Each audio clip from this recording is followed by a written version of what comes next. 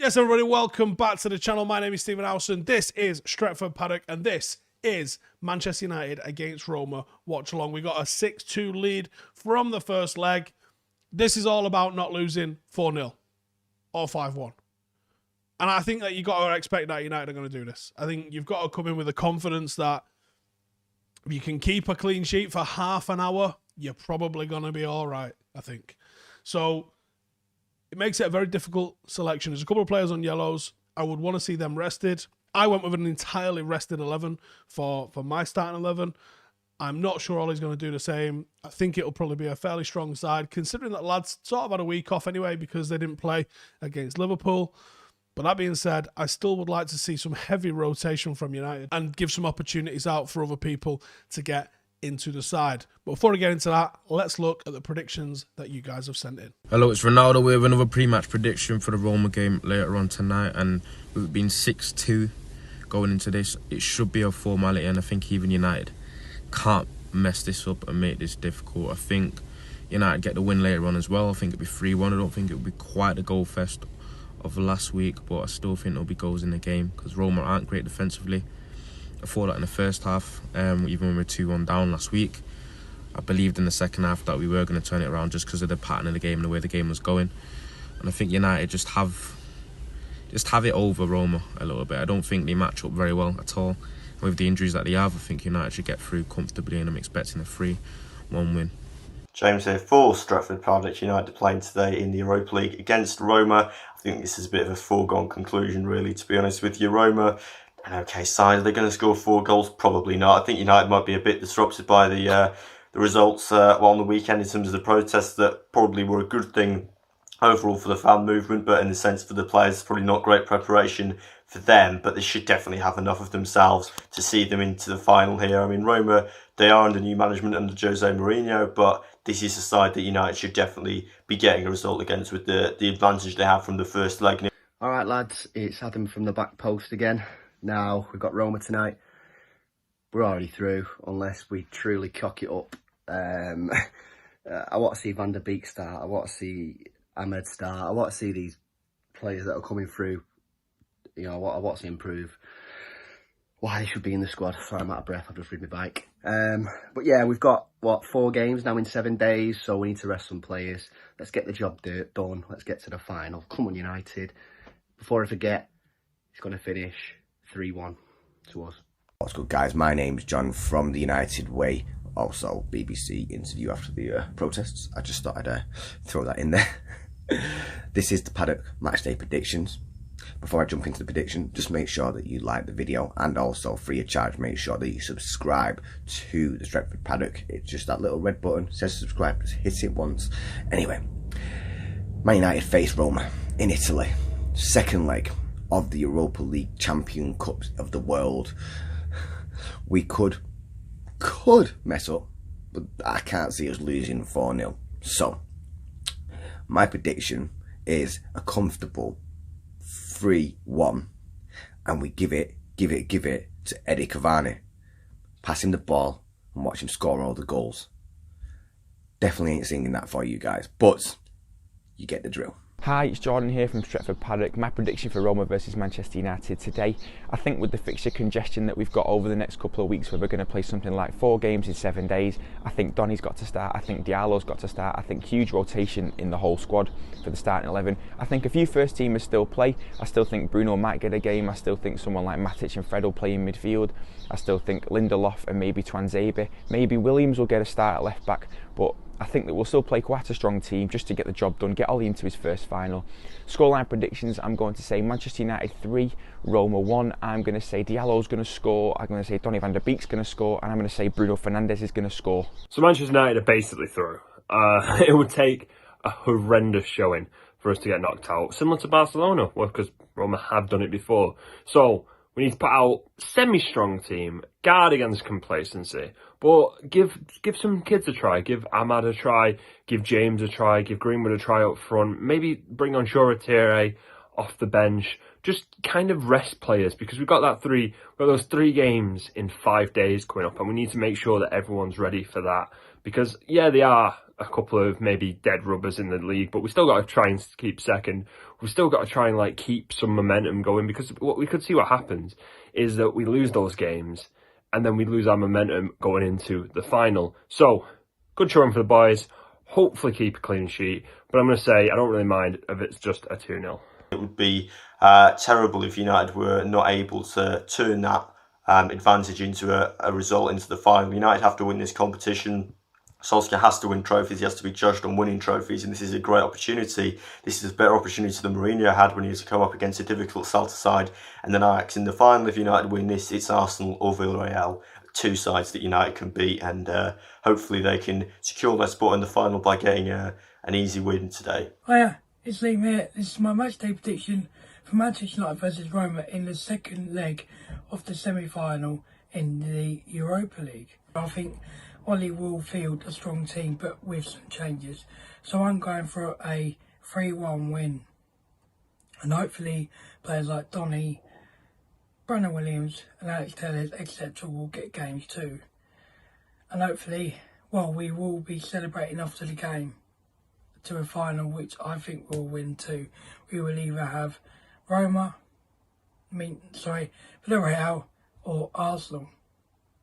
I personally want Arsenal, but let's see if they can overcome their deficit 2-1 loss. So, look forward to the game. Hopefully we can win again away at Rome, which will be a difficult game, but come on, you Reds. G'day guys, hoping for a 3-0 victory today. Going to try and keep this short and sweet though. Essentially, just want to put the message out there that with the protests, everything going on against the Glazers and the club, just want to know that even down here in Melbourne, Australia, we're fully supporting that as well. 3-0 today, I reckon. And yeah, as always, grin and gold till the club is sold. Hello Reds, my matchday prediction in the Europa League between Roma and Manchester United is a 2-1 win. Let's beat Roma. Buonasera, Stretford, Paddock, Spanner here from the United Forever podcast, and this is my score prediction versus AS. Roll the board now. I believe it's going to be absolutely epic. Solskjaer's looking for his 10th match during his tenure of getting more than 5 goals in a match. Since Fergie, only 2 other managers managed to do that. This guy's on a roll. So, let's see if we can beat the epic win when Alan Smith scored the absolute beaut in a 7-goal demolishing of Roma. So I predict 7-2 United. Let's take advantage of Roma's very Zanio low morale and smash them. Viva El Paddock. Let's have it, boys. Energy. Paddock match day. Notch here. It's the meaningless semi-final second leg at the Stadio Olimpico of the Europa. We all know the tie is over, and so is Ollie's semi-final jinx. Worth reiterating.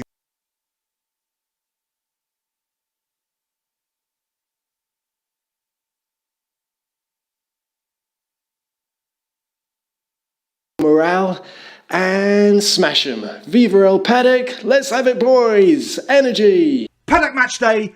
Notch here. It's the meaningless semi-final second leg at the Stadio Olimpico of the Europa. We all know the tie is over, and so is Ollie's semi-final jinx. Worth reiterating that in the UEFA Cup in 1984, Queen's Park Rangers beat Partizan Belgrade 6-2 in the first leg of their tie, and lost the second leg 4-0. Maybe they should have played it under the name of Queen's Park Rangers. Well, we're not expecting a repeat, are we? Look, I think let's have some fun tonight in Rome. Let's drink some Frascati and get that pizza in the oven. No pineapple, though. No, I mean it. No pineapple. I think it's going to be a 3-1 win tonight. And then, guys, we're in a European final. Hallelujah. Trust the Notchster. Nice one to everybody who sent in their predictions. You can join in the mixer as well by checking out the email address below and getting involved ahead of the next game. And there are lots of games next week, so if you want to send your previews in, your score predictions, all that sort of stuff, come and get in the mixer. Right, Jay sat down with Ian Sterling of Must earlier this week. I think you need to see what was being said. You've obviously sent an open letter to the owners, to the Glazers, sort of with a list of requests, demands, however you want to term it.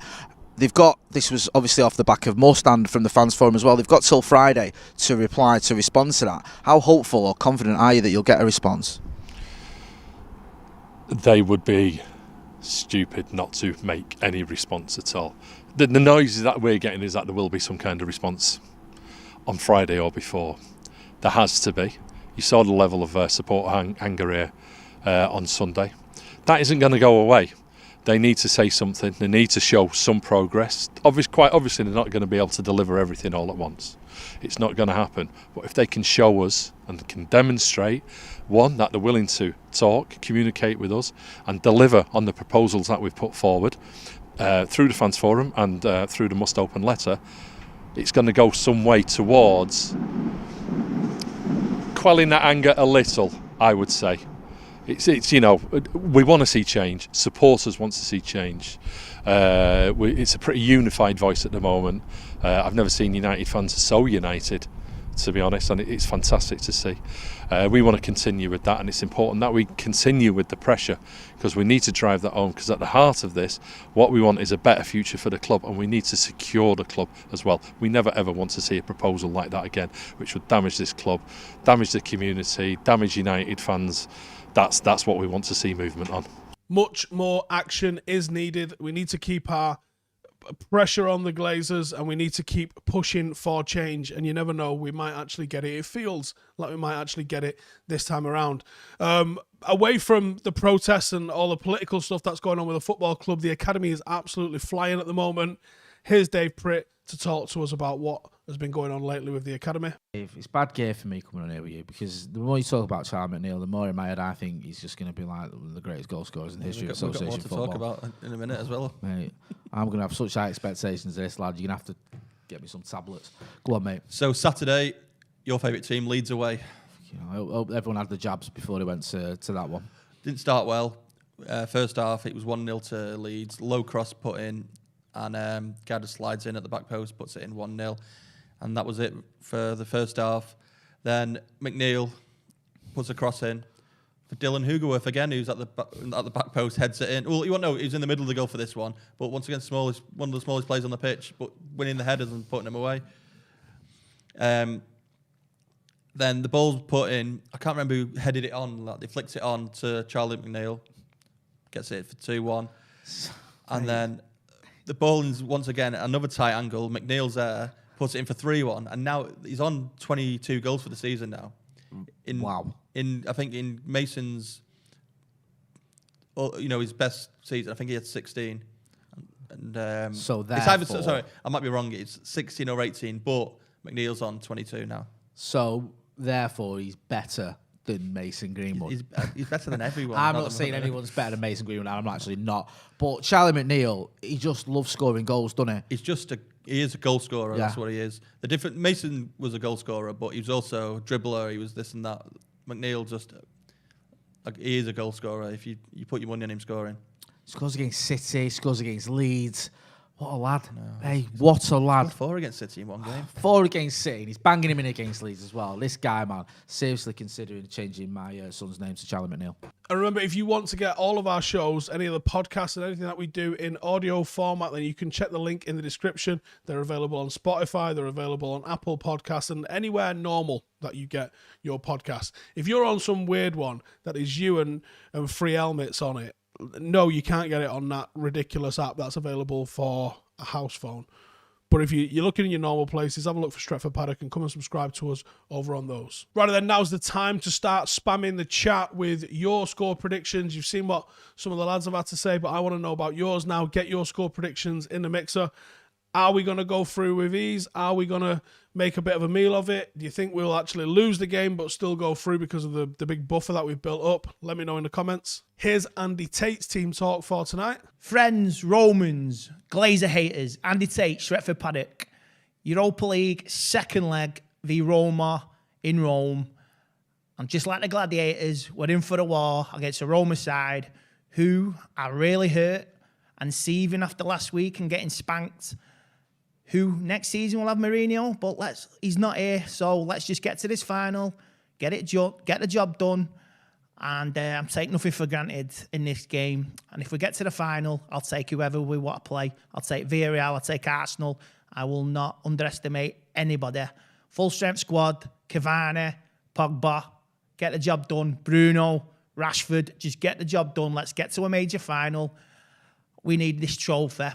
And like I say, Manchester's a place to be for football, but I just want to win this trophy and get to the final and hopefully use it as a springboard for next season. So take care, Reds. Do the job, and I'm going for the 2-0 win. And that about wraps it up from me. Enjoy the game. Let's hope that we see Manchester United into a final. And before I go, here's the boys with the team news.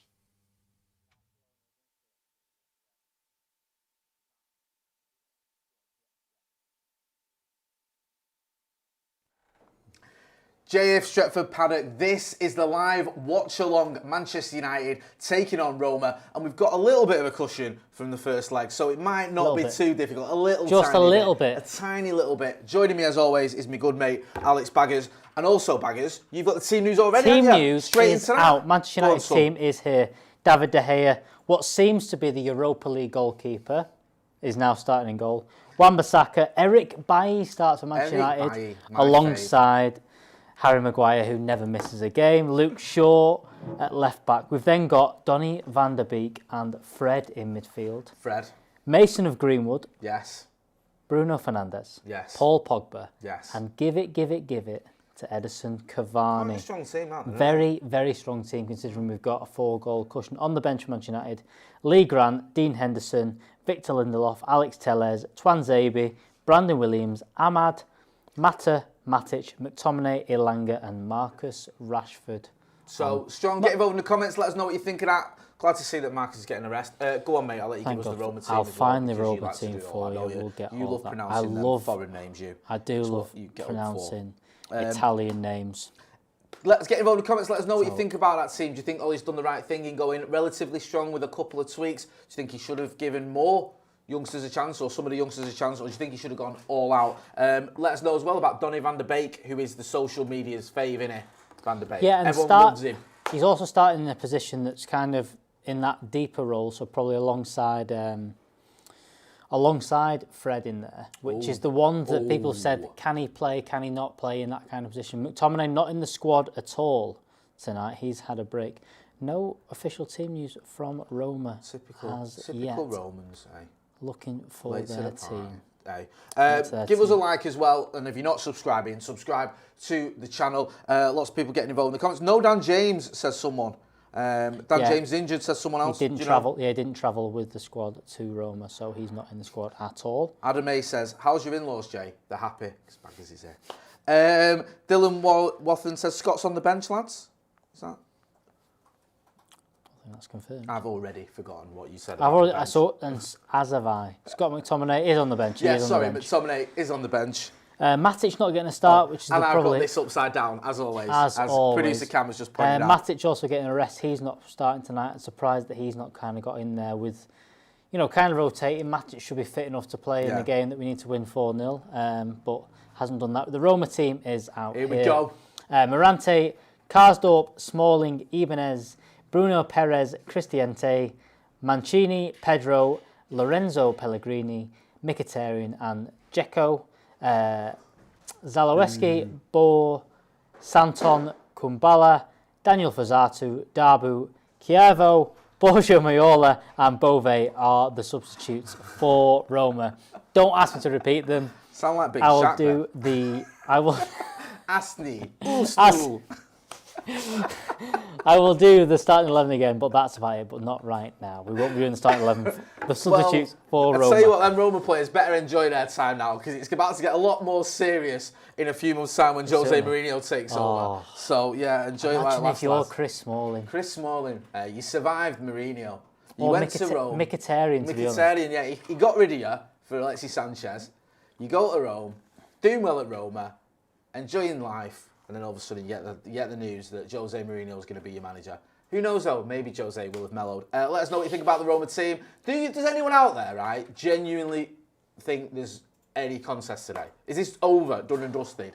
Can we all start booking our flights to Gdansk if we're allowed? Or is there actually a case of, if they get an early goal, there's always that. We could be in trouble. Because I don't think there is that.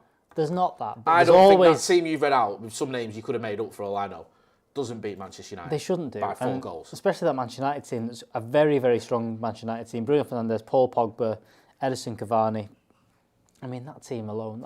That's a good team. That 3 is very, very good. You said it there. You said, David De Gea is our Europa League keeper. He's still one of the best shot stoppers in the world. Eric Bailly probably...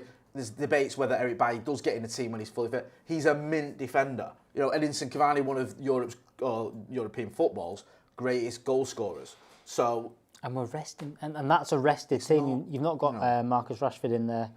You've not got McTominay, who a lot of people probably say is one of our first choice players at this moment in time. He's done very well in the last few weeks. Look, it's a very strong team. Donny van der Beek getting his start. I think this is, apart from anything, this is kind of go and prove yourself a little bit tonight. We're not rotating too much. This isn't a rotated team you come into.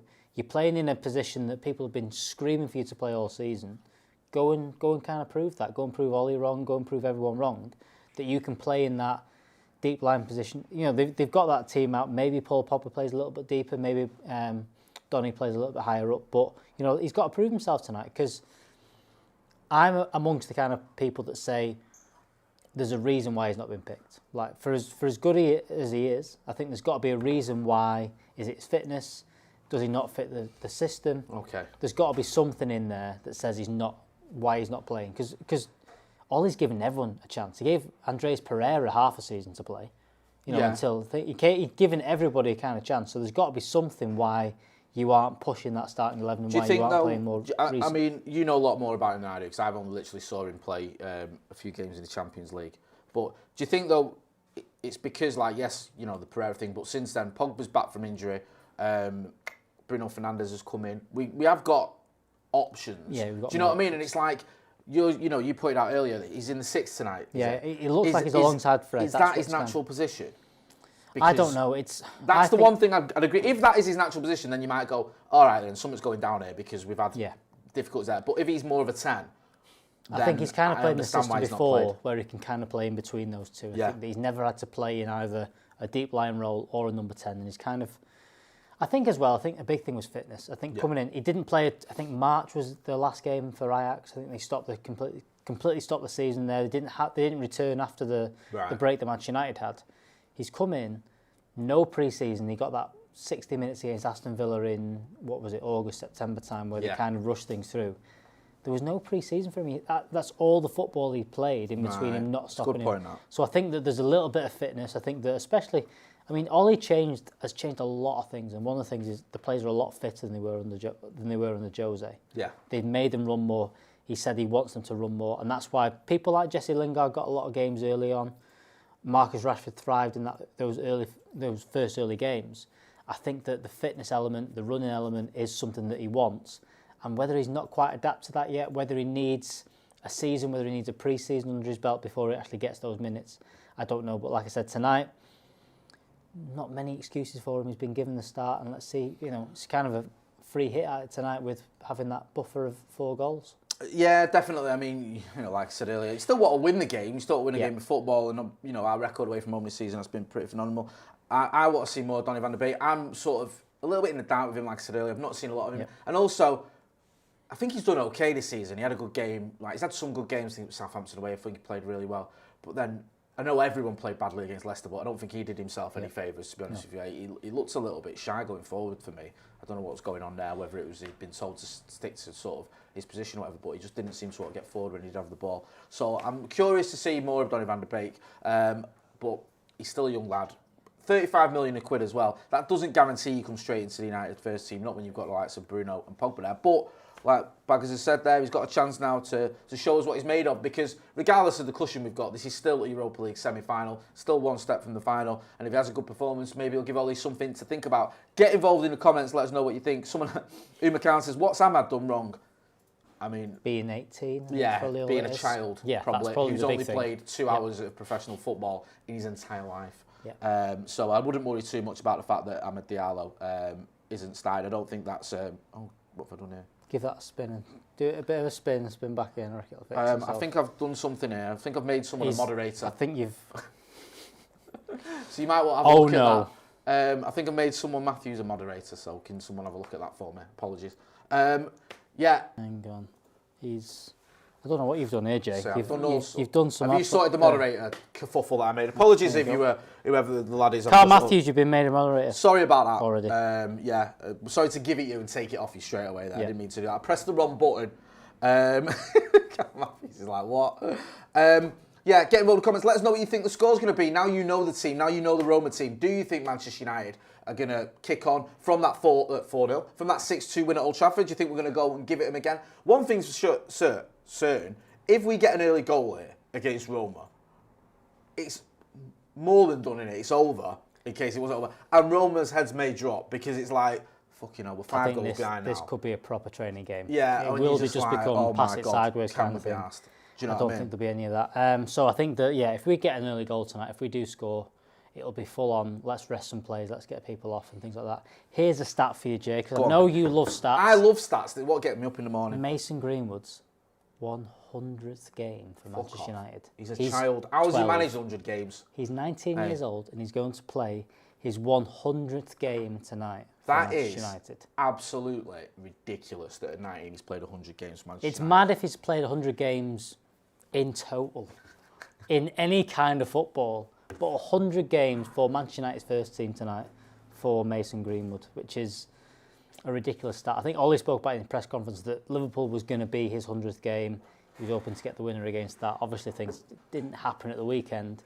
But 100 games, tremendous achievement. And I think people need to kind of realise where Mason Greenwood's at. At 19 years old, 100 games, scored a decent amount of goals for Manchester United. He's well on the way to being an absolute top player.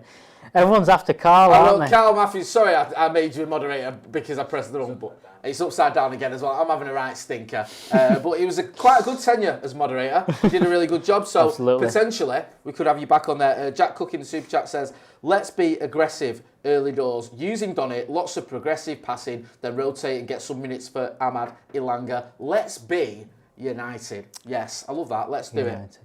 It's because for as much as we're going to be talking about the next few weeks, we're going to have a lot of games. Yeah. What is it? 4 games in 8 days? If they go ahead. If they go ahead, who knows what happens? You know, we decide when you play and all that. But the whole thing is we've had 10 days. Is it 10 days off? Or 7 break. days off? Full week off. These lads. You're welcome. You're welcome, lads. I mean, you've had 7 days break. You had a rest at the weekend, so they should be able to go all at it. Like I said, Dan's there said go at it early doors. Let's get the goals early and then kill the game. And I said get some of the young lads on. Yeah, exactly. You get an early goal, you know, it's all over in it, and you guess the idea that Roma's heads will drop, and they'll be like, it's just Carl Matthews, isn't it? That's all it is. Carl is playing in midfield today. Carl is better than the Glazers. He is, obviously. Fair play. Jay, give Carl a job, man. He's already had a job. He's done a good job for us. His tenure was brief but successful. Get involved in the comments as well. Let us know what you thought of Carl Matthews as the moderator. Also, what you think of the team news. The team news is out. We know that Ole Gunnar Solskjaer has picked a strong team, despite having a 4-goal advantage as well. He's still going for it. The likes of Paul Pogba, Edinson Cavani, Eric Bailly's in the team as well. Eric Bailly, some people think is actually the best partner for Harry Maguire when everyone's fit. I think when he's fit, he definitely is. I think that the pace he adds, the defensive instinct that people have talked about, he is that kind of player. I think he is one of those players, but it's just keeping him fit because he hasn't been. He's been offered a new contract though. Yeah. Whether people think that means we're not going to get a centre half in the summer, we're going to go for Bailly, is that give him another chance and see if he can stay fit for a season. But yeah, big question to whether Eric Bailly is the number one choice at centre half alongside Harry Maguire, and where it kind of goes for next season, because like I said, this season was, people kind of thought maybe he should be playing more often. There's been a lot of talk about us getting another centre half in this season, but he's been obviously been injured for a lot again this season. Hopefully keep him fit and hopefully uses that contract and gets us a lot of Yeah, appearances. because when we had that brief dalliance with the top, didn't we? We had those sort of run of games, and Eric Bailly was immense in those games. Well, I said a daft thing to Stephen Howson. What did you not like? I said when you have a conversation with Stephen Howson, he's usually I said it here. I said it here as well on camera and everything. All right, I was about to I said say. if Eric Bailly stays fit and plays every game for the rest of the season, we win the league. That's not daft, because I did a thing on the radio where they said when we were top, and it was like, do you think you're going to stay top? Like, loading question. And I had a list of like stipulations like that. We will if Manchester City, you know, all get COVID. Or no, Right. it wasn't quite that. But it was like, if Eric Bailly stays fit, we've got a chance. If Paul Pogba stays fit, we've got a fighting chance. If Bruno Fernandes stays fit, we've got a chance. Now, Bruno kind of stayed fit. Yeah. Paul Pogba then got an injury that kept him out for about 2 months. And Eric Bailly's not been back in the team since. No. So that was like, out of the 3 things I said, only one of them happened. So you did right there. Yeah. You were spot on. Is yeah. essentially what you're saying, Jay. Like, for us to win the league this season would have had to have been a similar scenario to when Leicester won it, in the case of they had basically 12 players that they relied on, and all 12 of them pretty much stayed fit for the entire season. Yeah. Like, if they'd have lost Jamie Vardy for a month, I don't think they win that league. That's it. No, or no, Mahrez I or completely Kante, agree. Yeah, who were their 3 stars. But none of them got injured, and they were, you know, other than the odd game here and there, they basically picked the same 11 every week and went all the way to the title, and I felt that was our only chance of doing it. Because let's not forget, Manchester United were on a good run when we had everyone fit, and also, on our day, we're capable of beating anyone. We beat Manchester City, which, you know, at the Etihad, which not a lot of teams have done. No. I know Leeds did it, but there's like, you know, that was the 21 games I think they'd won on the spin, and we put an end to that. Yeah. So this team is capable when everyone's fit, but we haven't got the squad. That's the issue, innit, mate? We haven't got those. City, like, if I don't keep going on about City, but they're relevant because obviously they're about to win the league and the Champions League final. It's like, if City lose, John Stones, Laporte comes in. If City lose, Kevin De Bruyne, Bernardo Silva comes in. Or if City lose, I don't know, Phil Foden, or I don't know, whoever's up front for him or in their attacking role. Sterling goes out, Jesus comes in, Aguero comes in. They've got options. We don't have that. Before I hand to you, I'm just going to read the super chat, mate, and then you can give us your thoughts. Marco Macellini says, what do you guys think of Pogba's comments that he's happy at United, and how crucial could he be for us next season? Also, I would love to see Uncle Webby on the show again, United fan from Boston. Webby's been on a couple of times with Macca over the past couple of months. We all love Webby. We'll get him back on.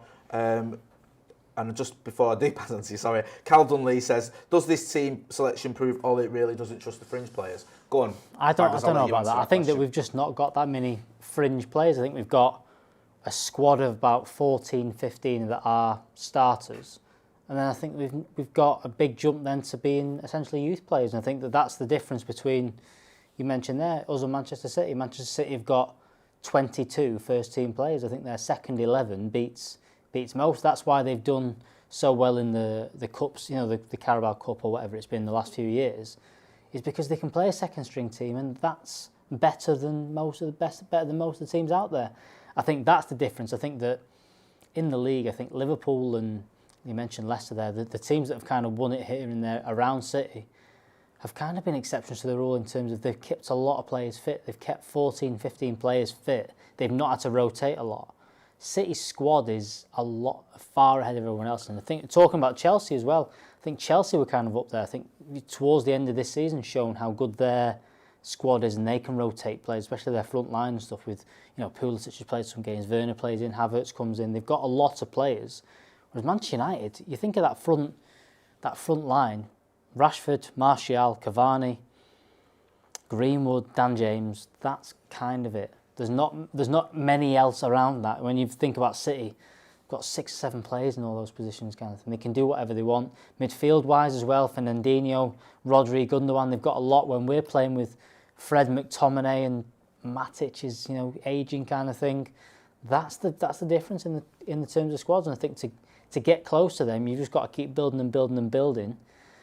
Expect that you're going to have a couple of steps back along the way. You'll have to sell a few players, and then you'll have to buy another couple more, because City are just going to keep building. If they sign another 2 players this summer again, they're a long way ahead of people. Either way, if they win the Champions League or not, I expect them to go big again. I think, you know, if you look at, like, similar to what we did in 2007, wasn't it? Remember, we won the Premier League, and everyone thought, we've got a decent young squad here, and we went out and we got Carlos Tevez, we got Nani, we got Anderson, we got Owen Hargreaves, and the next season we won the Champions League and the league. And I think, you know, when you strengthen, when you're strong, and obviously they've got the funds to do that. It's going to be a good thing for them. Sean Maxfield says, #justice for Carl. Yes, a lot of Carl love in the chat, as you would expect for his successful 10 years caretaker moderator for Stretford Paddock. Do get involved in the comments. Let us know what you think about that team. Someone was asking as well, they asked about the, I think it was Marco McKinnelly says, no, sorry, it was the other lad, sorry, you were referring to then in the super chat, was asking about the fringe players and about, does Ollie not trust them? I don't even know if it is a case of not trusting the fringe players. I think that you've just mentioned, these players have had a rest. I know we've got a game on Sunday, but they need a game, a lot of them as well. They'll need a football game because they've not had one for a week because of obviously the Liverpool game getting postponed. So there's a case of, you know what, you don't want to just give all your main players a rest and then bring them back into the league, because then they might be like, we've not played for 10 days now, I'm actually a little bit rusty, and it's like I'm missing a bit of match fitness, a bit of sharpness. So I think he's got a bit of a balancing act in it. It makes sense to me that he's gone quite strong. I'm a bit surprised how strong he's gone, but like I said, it's not, I don't think there's anything bad about Ole Gunnar Solskjaer as well. Nailing that final place. Get it nailed, get in a final. We've not done it under him yet, have we? No, I think he's probably got that in the back of his mind. Is for as much as we've got that big lead, he's, like I said, he's not done it yet. There's a lot of talk about him bottling semi-finals, which I think is ridiculous. But he's not got over the line for semi-finals. This is his best chance. Let's just get it done. And mentioning there, someone said to me today, do you know what? Towards this end of the season, you're not training. You're not doing tactics. You're not doing this kind of stuff. All you're doing is you play, you recover, you play again. And whether it's 2-3 days rest, whatever it is, these guys are fit now. They've not got to do any fitness work. They've not got to do anything like that. They know what they're doing. They know the kind of systems they're going to play. Just keep them going. Just like I said, play them, recover them the next day, back out playing again. They're not training in between. They're not putting any other miles in their legs. He can probably play the same team for the next few weeks. It's just kind of, you've got 2 weeks left. That's all it is really, isn't it? 2 weeks until it's all done. We can essentially have the final wrapped up tonight. If you win at the weekend, that's the top 4 done. That's kind of your season, kind of finished until that final. Just get it done. Play your strongest team up until the end of the season now. There's no point rotating and resting now. Just go for it. No, I agree. I kind of get that. Yeah, just go for it. I mean, it's so deflating as well. I know. Well, listen, we're going to get to a final. The big question as well is who we're going to play, because that's on a bit of a knife edge, isn't it? Villarreal versus Arsenal. I don't want Arsenal. I don't want Arsenal either. I know you might go, we'll beat anyone and we're better than Arsenal. We are better than Arsenal, but our record against them under Ollie is shite, and I just can't bear all the deluded Arsenal fans going on like Arteta's the second coming of bloody Sir Alex Ferguson because he's won 2 trophies. Then and finished 11th. Yeah. I mean, it'd be a tough pill to swallow if Arsenal were to beat us. But really, we are the best team in this competition, aren't we? Seriously. By a long way. Do you know what I mean? Player for player. It's comfortably. It was just. Did you see the Arsenal game against Villarreal? I've not seen it. They were lucky, man. They got a soft penalty. Was it? I seen the Saka soft penalty. It was very soft. Yeah, so it was like but anyway, doesn't matter. We do our job and they'll let them worry about theirs. I think Carl's gone, by the way. He says enjoy the game, lads. Thanks, Carl, for your help tonight. Jeremy Young says, think we'll see any of the youngsters get subbed in today, or just going to sub in Matic and Mata like usual. I wouldn't be surprised if Ahmad gets a bit of a run out. 5 subs in it still in the Europa League, so I wouldn't mind seeing Mata get a run out either, because Mata as well. Get him playing. I think that. Has he got a new contract for next season yet? Well, Mata, or is he still?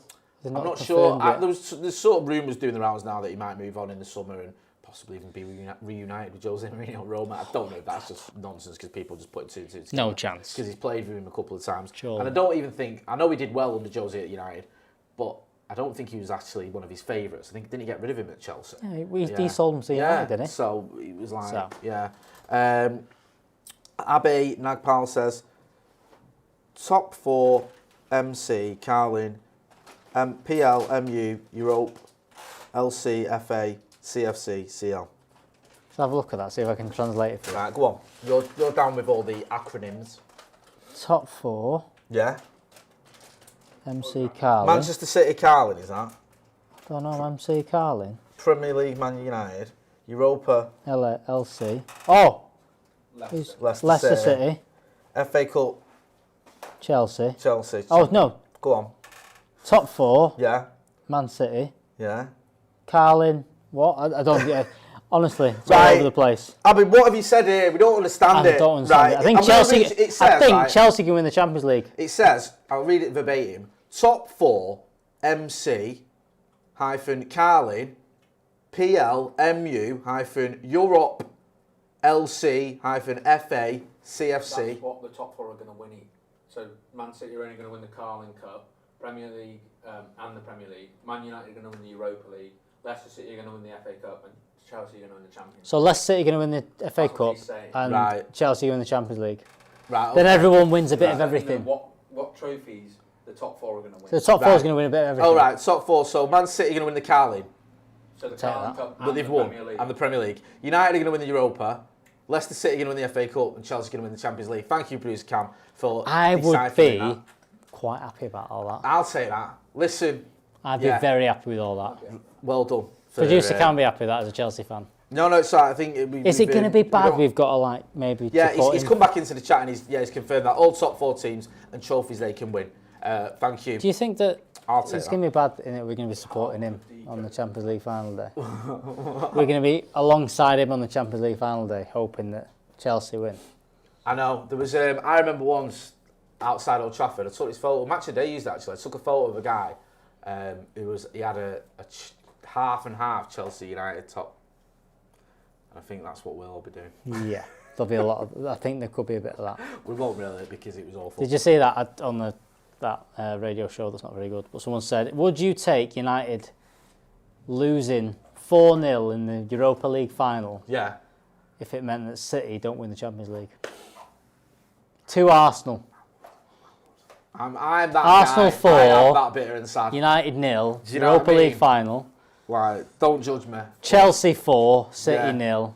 Like, take that. they're now. going to be unbearable. Listen, I get it if you don't care what City doing. I understand all that. But especially when we're surrounded by, they'll come out of the woodwork if they win the Champions League. It's going to be horrible. I've seen a couple of stuff as well today about United winning this, and I saw someone say that in a couple of months' time, United could be celebrating the Europa League and City celebrating the Champions League, and that's embarrassing for United. What's your thoughts about that? I don't think Is it's that embarrassing as to a win statement? a trophy. I know, I get it, it's not the trophy we all wanted to win. But winning the Europa League, I don't think is necessarily embarrassing. I think what you want to do, though, we didn't do this in 2017, and I think now we've got it. When we won it in 2017, I said, we were there in Stockholm, and I said, right, great night, loved it, completed the set, I never want to see this competition again. And obviously, 2 years later, we're back in it. But this time round, I think we have to kick on. We have to we've won it, let's move on now. We don't want to be back in Europa next season or anytime soon. Get into the Champions League next season, obviously we'll be in the Champions League. But let's do something in it, because we didn't do anything in it this season. We went out in the group stages when we needed 1 point from 6 in our last 2 games. And it was just so frustrating. And I think that if you look at the quality of the teams we had in that group and the quality of our team, we should have gone through. We did the hard work. But Istanbul, who I think have been relegated, haven't they? They have. That's how fucking good they are. Denver Bard and fucking rolling back the years. It was ridiculous. And also, losing to Leipzig and losing to PSG at home, it was just shocking. I think the only embarrassing bit is the owners need to be embarrassed that we've got to this position in 10 years. For 10 years, we've got to the position where City are doing Champions League football and we're competing for the Europa League. But in terms of the players, I think they've done. If we win that and get the top 2 finish, I think should be proud of those players have done this year. I think they've done very well considering all that's gone on. I think that that would be a very good season for where this team's been, considering where we were. Look at it, 18 months time ago, 2 years ago, how poor we were, and to get into this position now we're potentially the second best team in the league, going to win going into a European final. I think they've done quite well, but like you said, it's all about kicking on from here, and hopefully, we don't take any more steps back. But this is why everything happened at the weekend, and I think this is why everything will continue to happen. Listen, I mean, you got to put it in perspective as well. I don't want Manchester United to be in Europa League finals. I've been fortunate enough to grow up on us winning Champions Leagues, getting the Champions League final, and I want us to be challenging at the very top on us. But it's not, it's not the end of the world to win the Europa League. No. It's a European trophy. It's still a trophy, and I'll be buzzing for Ole Gunnar Solskjaer if he wins the trophy, because I think that's, he deserves it. I know you have to win. You deserve what you win. You don't just get given it. But if you look at what he's done over the past few years, especially this season and last season, I think I've seen real progress. So I'd love to see Ole lifting a trophy. I think it'd be quite, an emotional thing to see an ex-player who we all love, regardless of what you think as a manager. You've got to love Ole Gunnar Solskjaer for what he did as a player. So to see him lifting that, as well as to see some of the players we've got in the team. Imagine seeing Mason Greenwood winning his first trophy for Manchester United Football Club. I'm sorry, but I think that's going to be amazing. I really do. So hopefully we can do it, and then we kick on, and then, you know, good riddance to the Europa League. We've won it twice. Let's move on. Let's get into the Champions League. Let's start getting into that conversation as well. Because the thing with the Champions League is, and this will sound crackers, but I'll fucking say it anyway. Go on. You don't have to necessarily be the best team in Europe to win the Champions League. No, that's... You fucking don't. And people go, yes, you do. That's by definition what it is. Right. Chelsea, when is it, 2012, weren't the best team in Europe. Absolutely not, no. They fucking finished 6th in the Premier League. The Scousers in 2005 weren't the best team in Europe. They finished 5th in the Premier League. And that was, they did well finishing 5th. Yeah. They were dreadful. Exactly. Porto in 2004 weren't the best team in the Premier League. In Europe, sorry. And they won it. It happens, like, you can get certain runs that just favour you. You can get certain games where you turn up, they don't, whatever, or... Do you know what I mean? On our day, you're capable of beating anyone, which I think Manchester United are. So I'm not saying we're going to win the Champions League, but we can at least make a statement in there. We can at least get to the, you know, the knockout stage or maybe the semis or whatever. So I think, you know, get into that competition which we're in. We can do things in it. Get involved in the comments. Let us know what you think. A lot of people see it in the comments. Talk about Carl still, obviously. By the way, Jay, so we've got this, and I thought it was Photoshop. This is what apparently Carl's doing currently right now. Our new moderator. He's watching Stretford Paddock build up whilst sitting in a hot tub on holiday. He's you can't see that smashing there. it, right? He's in a hot tub watching Paddock. He's already been a moderator. He's been our most successful ever moderator. Yeah, if we're being honest.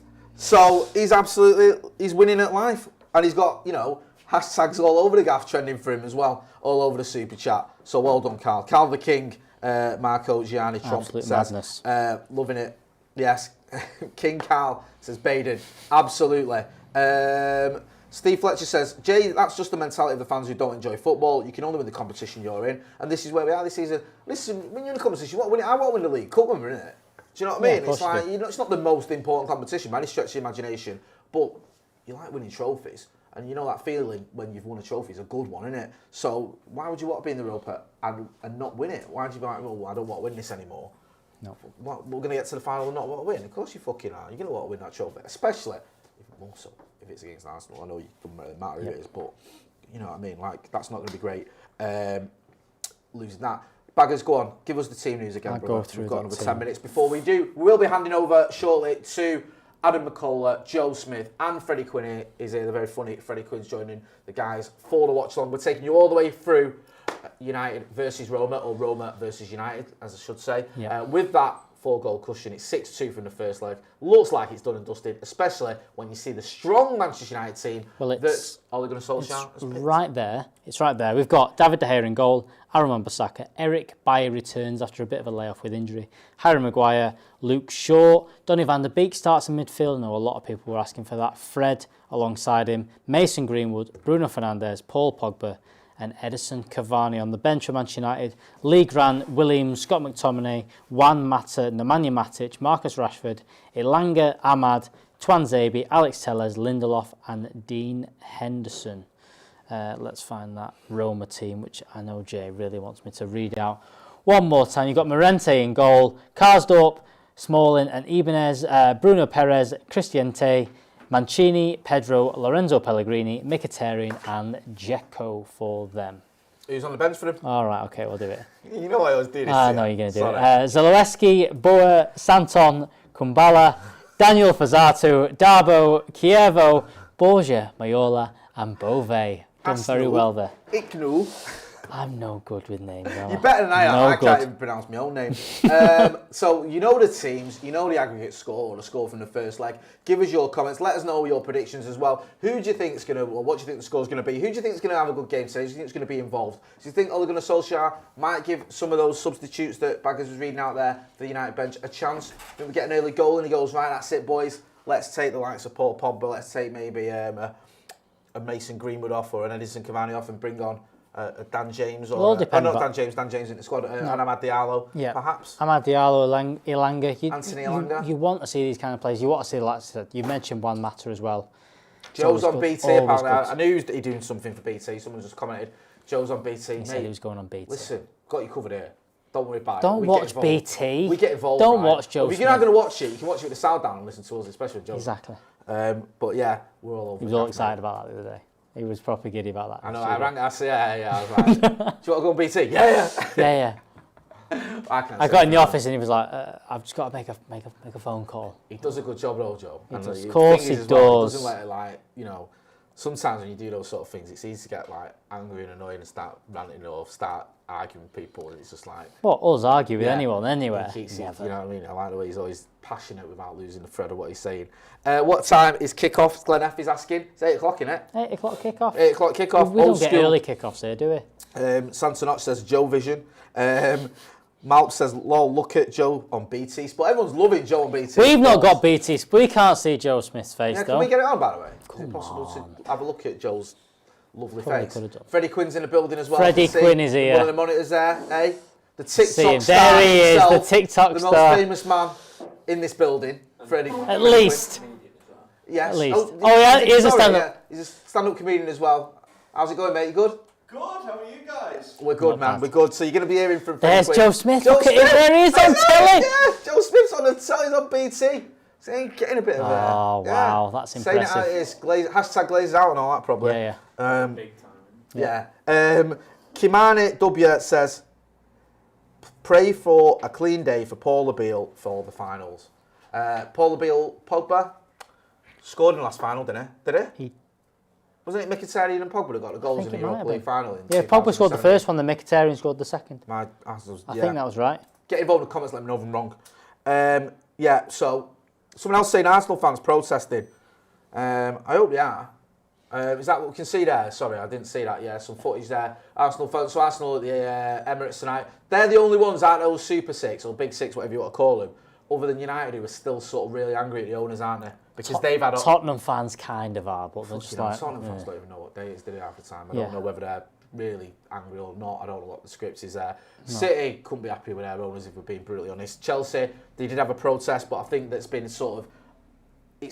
They're not as vocal because... And I kind of get it, you know, because Abramovich has obviously ploughed money into that club, and now they're in the Champions League final, so I don't expect to see Chelsea fans protesting against their owners anytime soon. So. Chelsea have kind of done whether it's a PR thing or whether it is, you know, a genuine thing, that they're adding a fan member to their board, or at least they're sitting on board meetings. Suggestion that, mate, because I was chatting to Ian Sterling from Must about this the other day, and I looked in and I thought, okay, step in the right direction. Yeah.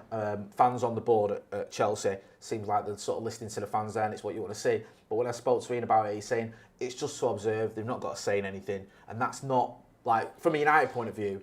We want more than that. If our owners say to us, "Well, we can give you a seat on the board," United fans, just to watch the board. Yeah, it's no good. Can fuck off with that. That's not. That's not really what we want. So it isn't quite the sort of the gesture that many people felt it was.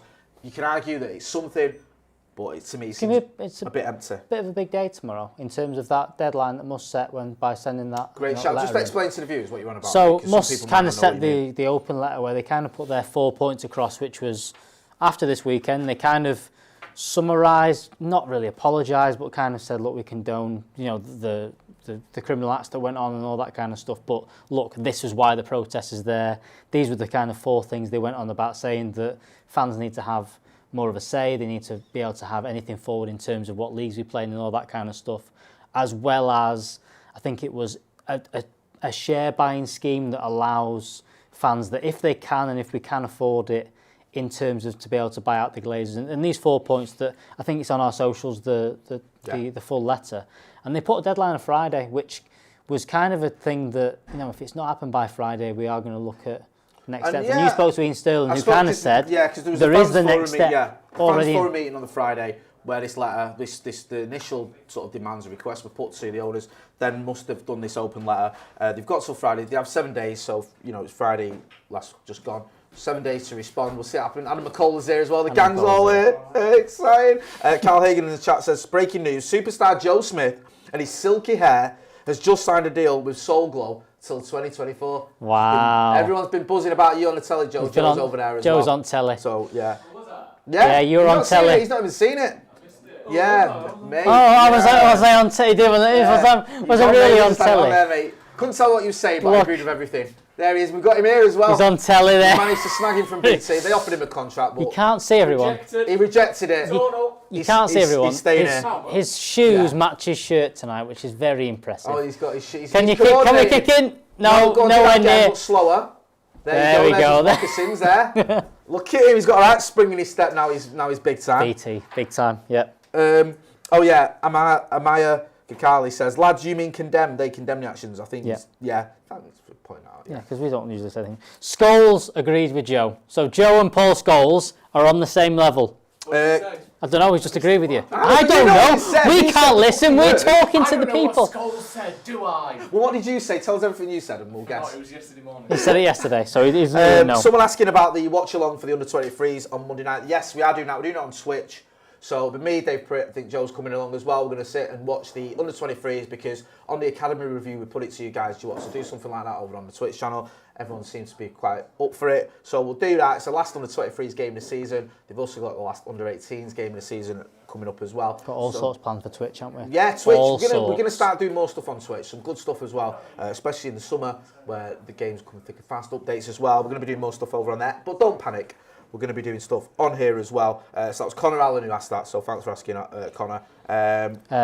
DI Game has just said, can you let us know the handle on Twitch? It's Stretford Paddock. So just search for Stretford Paddock. You can find us pretty much anywhere. We just search for Stretford Paddock. And I believe the link is in the description, isn't it, Cam, for the Twitch channel? Someone said, Joe, that according to the quote, Scholes said the kid in the VT had a point about putting something back into the community and sorting the stadium out.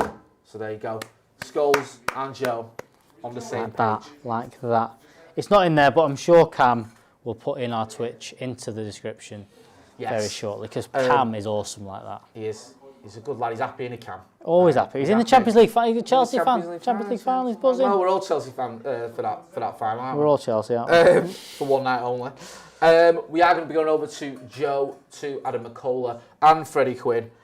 For the watch along, we're taking you all the way through the game. Then we'll have the post-match live as well. Then we'll have Adam McCull's reaction as well, review of that, and we'll hear from Baggers as well. We'll have everything covered, keep you going right through the rest of the night. It looks like, let's face facts, Manchester United are going to go to the Europa League final, aren't we? Yeah. Our first final at the 5th time of asking under Ole Gunnar And if Solskjaer. we are members, keep an eye on the members area. We've got a couple of plans, potential. So keep an eye. Next couple of days, if we win stuff, let us know. We're having a think, aren't we? Yeah. We are having a think. Well, you know, you're the brains of the operation. So now and again. Any signed Joe posters going, lad, says Carl Hagan. We'll sort that out. Always, yeah. We'll get him to sign. There's always a Joe few poster. Headshots. He's got them done. Yeah. Now we have to go for his agent though, because he's already got an agent in the 5 minutes since he's been on. We've just been informed. Yeah. Andrew Hope says dinner is called tea. I agree. Completely. Glenn F says, how'd you get Twitch? App Store. I avoided the smoke there. App Store and all that kind of stuff. Or just search for Twitch on Google or whatever kind of searching platform that you use. Search engine. Zeus says, is Roma the right place for Jose, or do you think his standard has dropped? Oh, he's all over the place. Who cares? Yeah, I mean, listen, I appreciate that first season under Jose Mourinho. A couple of trophies. I enjoyed it, by and large. But, you know, I think it was right for him to go. And I'm my interest in Jose Mourinho's career is waning. It is. By the day. So I mean, I don't wish him ill, and you know, I actually hope he does all right. But I'm not massively bothered. Portuguese director or owner for Roma now, I think that is what it is, and it's kind of been lined up that he might, you know, listen, there might be some life left in Jose Mourinho. Don't count him out just yet, but he is on a bit of a downward trajectory. Someone said Mourinho to Wolves in 4 years. Yeah, you're going from United to Spurs, which is a massive step down, and then Spurs to Roma, which is, you could argue, is a bit of a sideways step. I actually think that's a bit of a step down. We will be going over to Joe Smith, to Adam Mckola, to Freddy Quinne. They'll be taking you through the Roma versus Manchester United. I'm sure they're going to talk a lot of Europa football. League semi-final. Yeah, with a 4-goal cushion and then 3. I can imagine there's going to be lots of sort of commentary and analysis about this game. Yeah, and in not depth. just random chat about all sorts of madness. Should we go over to the guys? We all set to go? No, they're not ready. Sorry. They're not ready.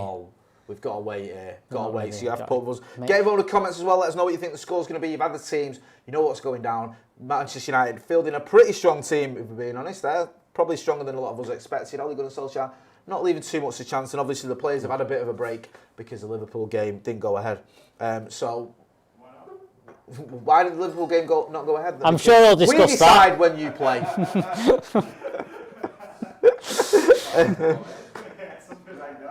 Rained off, yeah. Yeah, Matty Boyle says, cheers, fellas. Andy C says, big up Joe, representing on BT Sport. Ollie Black says, 3-1 to United. OT United says, 3-0 United. A lot of confidence here. Oh, well, saying that, Richard James says, I'm going for a 2-2 draw. What is your score prediction? My score prediction is 2-0 United. 2-0 United? 2-0. Oh, yeah. One in the first half, one in the second. Anish Joshi says, Mason, Brace and Cavani header. It'd be nice for Mason to get a goal in his 100th appearance, wouldn't it? That'd be class. Manchester United. Do you know how many goals he's got in those 100 appearances? No. Why not? No, I don't know. No is the answer. Do you know? You don't no is bark the when answer. you've got a dog. I'm only joking. I Let's don't have know. a- Sorry, I don't. Tell you what. Wow. Wow. I'm going to be in trouble with the in-laws now after saying that to Baggers. Trust me. He's there. Mason Greenwood goals. Let's have a look. Get him in the Premier comments. Tell us if you know the answer. No one knows. Nobody knows. It's a mystery. It's one of those things that's unsolved. That's not right. Yeah. That's 10. Darren Shuttleworth says European semi-final record is 9 goals. Do you think Ollie's going for 10? Maybe. We could easily get another 4 tonight, couldn't we? I don't think it's that difficult. Andrew Hope says 2-1 to United. Listen, I like to obviously want to see us win, goes without saying, but like to see some of the players getting a run out as well. Amad Diallo, maybe Anthony Elanga getting a run out. They're on the bench. I think if we get an early goal, Ole Gunnar Solskjaer might decide to give some of the youngsters a bit of game time. 29 goals, I think he's got. 29 goals for Mason Greenwood, which is a Not bad fantastic going. return for a 19-year-old. 30 and 100 is not bad, is it? Not really, is it? Especially when you consider a lot of those games were from the bench as well, Yeah. especially early on in his career. And I'm sure he's going to score loads more goals for Manchester United as he gets a little bit older. We are going to be going over to the guys shortly. They'll be taking you through for Roma versus Manchester United. United, obviously, with that 6-2 aggregate lead in the Europa League semi-final. Practically done, almost there, but not there quite yet. So we'll take you through. Yeah, quite So yet. Cam looks ready. Let's hear it from Joe Smith, Adam Mckola, and Freddy Quinne for the watch-along. Hello. I can't tell I'm on because there's no way of knowing that. But hi, I'm joined by Adam Mckola. How are you? Yeah, I'm good. I'm still doing the little social post, so just bear with me. Actually, Good, lad. Don't need to tag you, do we? Yeah. Cheers. It's been on BT today. Hold on a minute, yeah. Yeah. They didn't tag me either. When did those calls start coming to you and not me? What happened there? It's a good question. Is there a reason I can't hear Adam in my headphones? Is his mic on? That's my question. I can't hear. Hello? You. There you go. That's better. Yeah. Yeah. I don't know what's going on. I don't know. Maybe something was the problem before, but I wonder if people at home could hear you. 'Cause Problem resolved? Sounds like it might be, yeah. Yeah. Generally speaking, if I can't hear you, other people can't hear. I'm also joined by Freddy Quinne. Hello, sitting there quietly. Hi guys. How are you? I'm good, mate. How are you too? I'm very well. Seen you getting you've now gone from being TikTok's Freddy Quinne to occasionally on with us. Yeah. Now I've been seeing you all. Every time you come here, you've been on more and more shows. Really? The name of Freddy Quinne is getting wider, isn't it? Shut up. No, I it watched a isn't. podcast with you on the other day. Which one was it? Oh, have a word. Yes, I think. Yeah. I do have a word podcast a little bit. Yeah, a so couple of seen- mates of mine. Seen your name getting out. Oh, my mates. I'm oh. starting a Oh, they're my mates. podcast friends. I got mates. Oh mate, I'm starting a podcast with them actually, like under the studios. We're doing some trial episodes on Saturday, so that's kind of nice. But Where will that be shown? Let the people at home know. It's called Pigoted. It's a comedy debate podcast. I'm going to have comedians on and mental people, and we are going to debate. So that's going to be fun. You know, like Flat Earth. It's basically just going to be me Where do you shouting at a find Flat those Earther. people, by the way? Because I always always see like your TikToks with random people, and I remember thinking one was I think you were speaking to a lady of the night. A lady of the I wouldn't night. call her that, yeah. I don't know if that's not just more offensive than the actual name at this point. Is it not? Back in the 70s when people didn't want to say Lady. sex worker. Yeah. Okay, well I was going to go for the P word. Oh, go on then. Not that one. Not the other one. The other one. The third one. But like, I remember thinking, I thought you would, you know, when people do those TikToks where they add someone else's video and they act like they're reacting. Oh, to it. like a duel. Like I thought you would just taken someone's content and then added your. Like No. I didn't realize you were really in a conversation. Like where are you getting these people from? I just went live with them. So on TikTok, what I'll do maybe like once every couple of days is I'll go live for an hour or so. and you just chat and people request you and you can request other people. And it turned out she was a... am I allowed to say the P word? Is that why Of course. He calls it me all the time.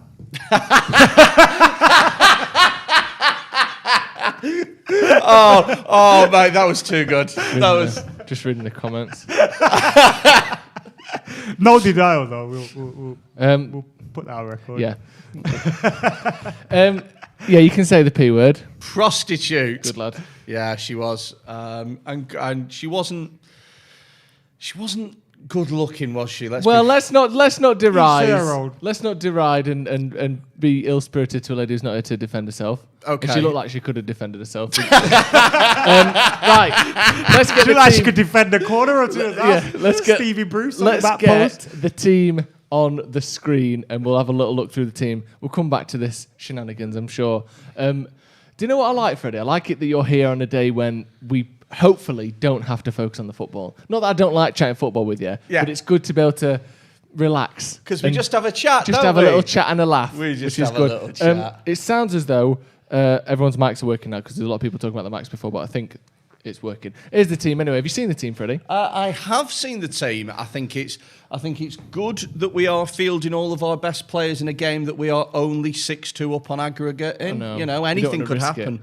Could definitely have a 4-goal swing. I mean, it's not like we have a packed fixture list coming in the next few Liverpool days. badge on the screen, sorry. Where's the what? We'll sort that. We'll sort all that stuff. All that stuff that you would want to worry about. We'll fix that. There you go. Off it goes. Do you think, though, Ollie's just going, well, here's my thinking on this. All the players have had a week off. Right. So now they're pretty relaxed anyway. Not relaxed, but, you know, they're not completely knackered. Then Sunday, it's the Villa match. Yep. Let me add something to this Maybe debate, rest a 'cause I know couple what you're players gonna there. say. There's an article that The Athletic did Okay. earlier, which will add something to this debate, because we're talking about the team. Obviously, there was no game, so they have been rested. Now I can't find the article from... Oh, here we go. Right. So the Players' Union have said that Manchester United's 4-game week is not physically possible. So the Liverpool game's been moved so that it means Manchester United will play 4 games in 7 days. The 6th, the 9th, the 11th, and the 13th. That means the biggest gap between games is like 2 days or something. And, you know, the union say that shouldn't be going ahead. FIFA Pro have warned against that, but that is the schedule as it stands. So 4 games in 7 days. Now, with that in mind, does this make sense? Well, look, I'll say this. One of my criticisms of Solskjaer, and I try not to criticise him too much because I think he's done a good job this season, but one of my criticisms with him has always been he doesn't know how to rotate his squad properly. Now, this game is dead and buried by all accounts. It's I know, touch wood and everything, but my God, we're 4 goals up against a team who, let's be fair, aren't great. They're going to have to come on to us from minute 1, which is how we like to play. Counter-attack the shit out of them. I don't know why we aren't playing Matic, sitting nice and deep, having Dan James on one side, Amad Diallo on the other, and just breaking with pace. Because, do you know what I mean? That'll be enough for us. My biggest surprise is Cavani. Because he's, you know, some of the other guys, I mean, you look at the rest of the team, I thought Lindelof would get a rest because he's got this persistent back problem and he has had a rest. But the rest of the team is mid-20s. But Cavani's like 34, hasn't really been able to play 3 games a week all season. Yeah. And of all the people, I'm surprised he didn't get a rest. I don't quite understand that one. Do you know? You may... Sorry, Fred. It may have been the case that he wasn't going to start on the weekend and this was his game. Maybe. Do you know what I would have liked to have seen? I would like to have seen a weakened team. Let's call it a second team for the Roma game. I'd like to see us field a strong full-strength team against Villa and just absolutely put top 4 to bed. I'd like to see us then play the second team against Leicester out of necessity. Yeah. And then I'd like to see strong team again against Liverpool. Yeah, I can see that. That's what I'd like to see. So, I wonder if he'll do... Apparently that Liverpool game... I'm going to go ahead again. I wonder if he'll do strong, weak, strong. I think that's what he'll probably do. Because I think I was of the same mindset of you of like, play your strongest team against the easiest team to beat in Villa, because even our strongest team might lose to Leicester. Yeah. Whereas But our I strongest think, team though, probably won't lose to what Villa. you'll find tonight is the problem with tonight is it's a big game in terms of it's a final at stake. And if he does and I wanted to see what you suggested, but I'm just playing devil's advocate. Like, if we played Amad Diallo and Daniel James and Greenwood through the middle and Matic and all that, then we're 2-0 down at half-time. Worst case, we were 2-1 down in the first game. Yeah. You know, the nerves going into that second half, you then have to bring 2-3 players in to change it. Whereas I think today might be, remember Granada, was it Granada or Real Sociedad? Sociedad 4-0 up. He started Bruno in the second leg, but took him off at half-time. Yeah. It might be a case that he just tries to get through these first 45 minutes unscathed, maybe get a goal, and then think, right. And Richard H has as well made a good point. There's 5 subs as well. Yeah, well, so that's there's plenty of room for rotation. If, like you said, half-time we're 1-0 up, bring Matic, bring Williams, But let's be fair. I mean, let's take Diallo and James out of the equation for a minute because they're still young players learning their trade, right? We could be playing Alex Telles, who is a vastly experienced left back. Yeah, that's surprising. We could be playing Tuanzebe, who buried. Yeah, I hear what you're saying, especially when the depth in our team. It's like we said, like Alex Telles now. He would have marked this game down probably as I'm definitely playing. Yeah. And then you're not when you're 4-0 up. Like, you know, who's in midfield? Who completes the midfield? So it's Donny van der Beek, Pogba, Bruno. Who's the other one? Fred. Yeah. So McTominay is rested today. Yeah, I assume. So maybe he's holding back McTominay for that game. You'll see Fred or Pogba come off early, Bruno come off early, and we'll start to see a change in the team. Because if Pogba does occupy that position on the left, then Daniel James can come on for him. Do you know what I mean? You don't have to bring on another midfielder, and we'll see where we go. But yeah, I do think we should have maybe played a few of the others, but I get the position Ollie's in at the minute. Yeah, me too. I'm quite excited for this. Are you? Where are you at the minute with your whole love or hate of the Europa League? I don't rate this Roma team. Yeah. It was like at half-time. Remember last week I was fuming at half-time because we were shit. Yep. But at half-time I said if we have anything about us in the second half we'll beat these like 4-2. And it was better than that.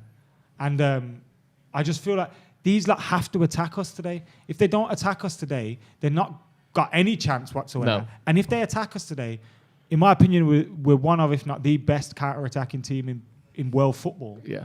We'll shred them to bits. It's weird as well, isn't it, though? Because the Sociedad game with 4-0 up, I didn't feel like they came after it in the second leg. Well, it's like we are a good team. I know we're good, and we can't. We're not just going to be pinned back by someone. Every time I've good, been on still. here, I've made the same argument, and that's that we are too good for this competition. Change the tune, Freddie, man.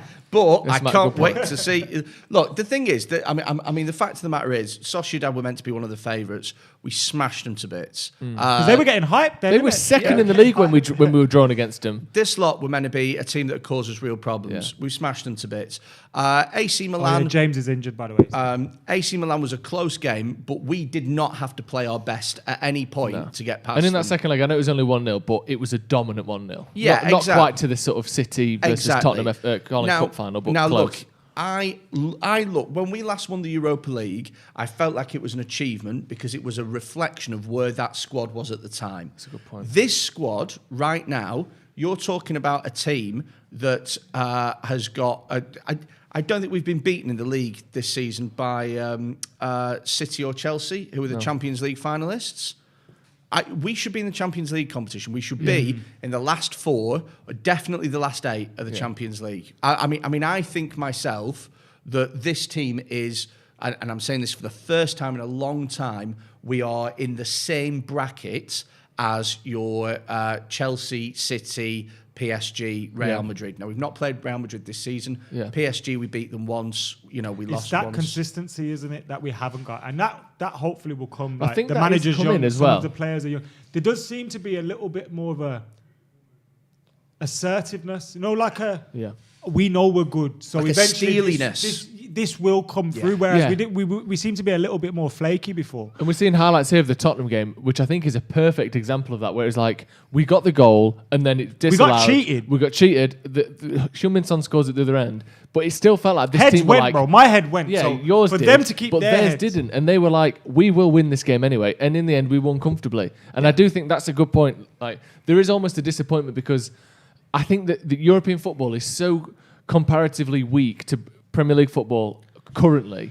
I think this team, over 2 legs, would have at least challenged, maybe not won, but not been blown away by anyone in Europe except maybe Bayern Munich. Well, I think we could have had a really good shot at the Champions League this season. For me personally, I'm looking at the Europa League, and to me, it kind of feels like we're fucking like we've got 120 points in the championship. Yeah. Do you know what I mean? It's like, well, of course we did because everyone else is dog shit. Everyone else is now look, Bournemouth. I'm well aware that I am setting myself up here for the biggest fucking YouTube highlight in history when Roma win 5-0 or whatever. Yeah. But my point is taken. We've shown consistently that we are a much better team than even the most fancied teams in this competition. Yeah. So certainly over 2 legs. Yeah, so don't get me wrong. If United win the Europa League, I'll be pleased. It's a bit of silverware. But I won't be out celebrating in the streets and things because I will be thinking this is a Champions League team that's won the Europa League. Yeah. Because like Sevilla, and that's exactly what we are. I think one of the reasons why Sevilla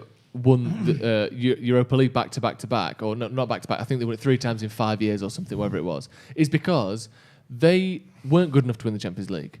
But their level was the Europa League. So they were one of the best teams in it every season. But I don't think in Sevilla players' heads they were thinking, we should really be winning the Champions League, because they knew they weren't good enough to beat Real Madrid and Atletico and Barca because they're with them in the league and they're nowhere near them. Yeah. But whereas United, it's like, really, like I said, it's not beneath us because here we are. We earned it by being shit in the group stage. But, we're one of the best teams in Europe, I think.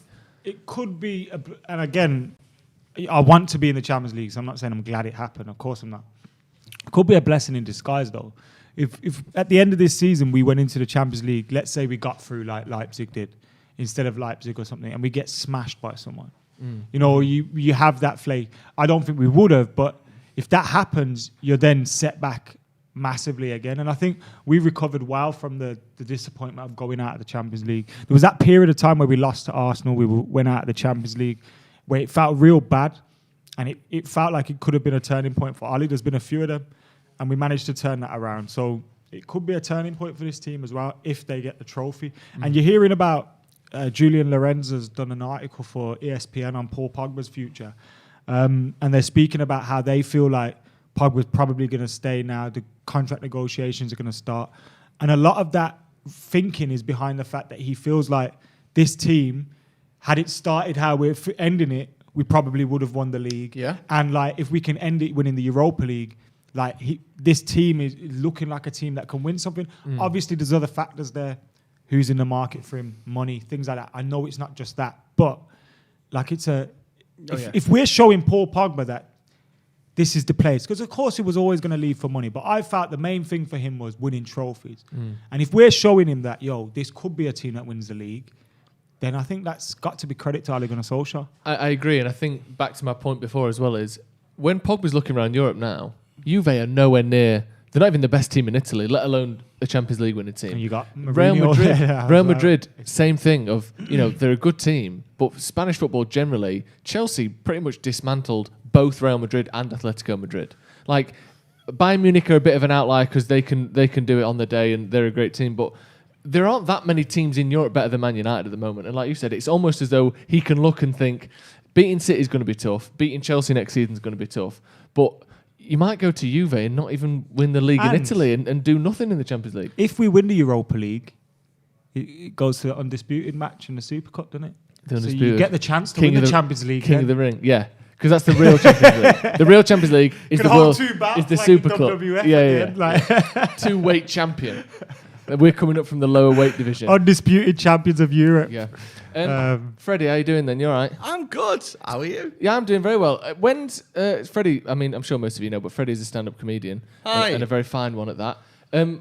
When's in-person stand-up comedy coming back? Because it's got to be soon now. So I'm doing a gig a week tomorrow that's in Liverpool in an outdoor space. Great. That's not really officially allowed to happen, but you've announced it to 3,500 But the government people. are kind of just letting Liverpool do what they want because they're like, SARS, whatever, just do what you want. But officially, May the 17th is the day that it opens.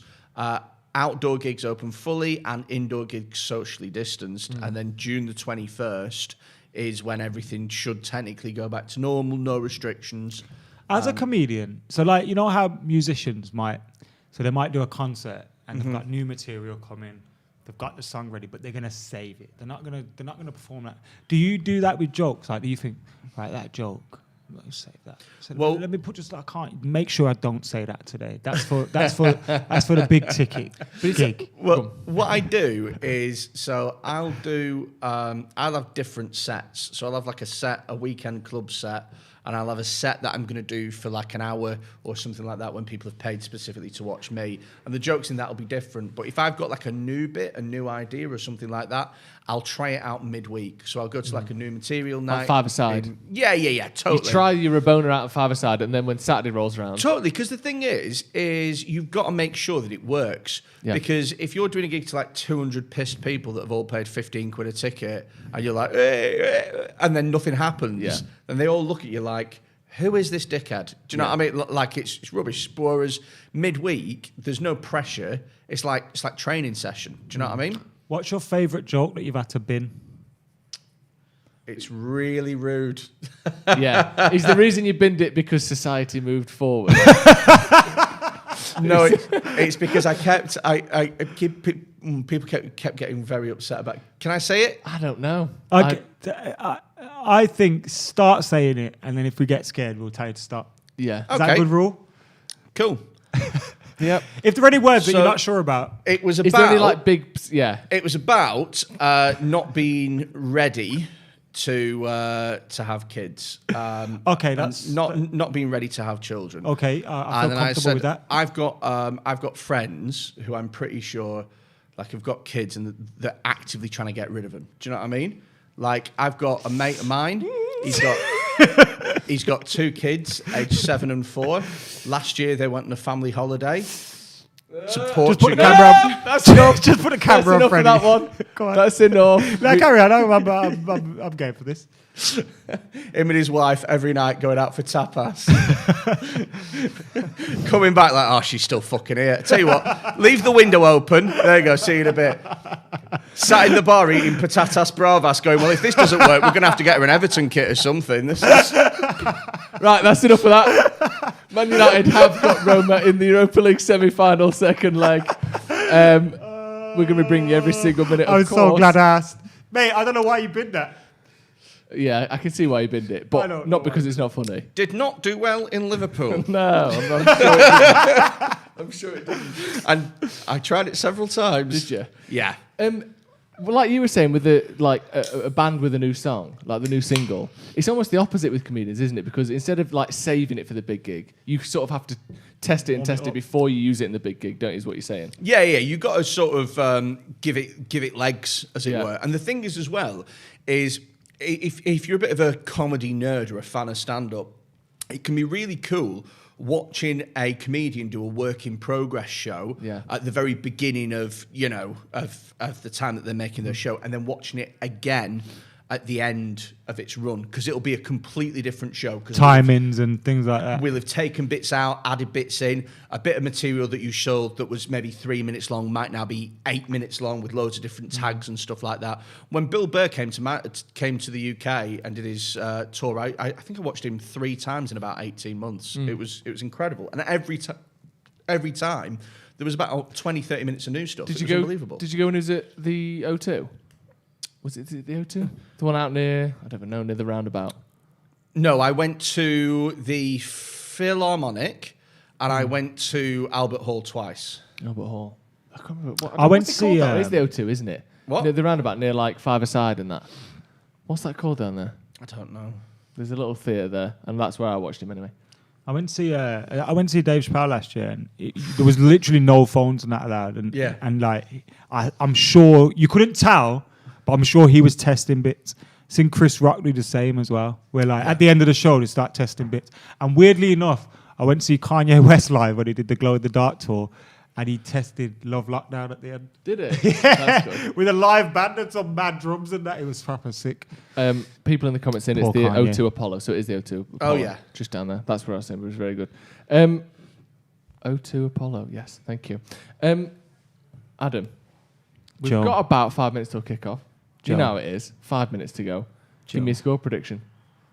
I think we're hitting 10 in aggregate today. I love that. Love that. I think it's going to be like 4-1, 4-2, 10-4 in aggregate.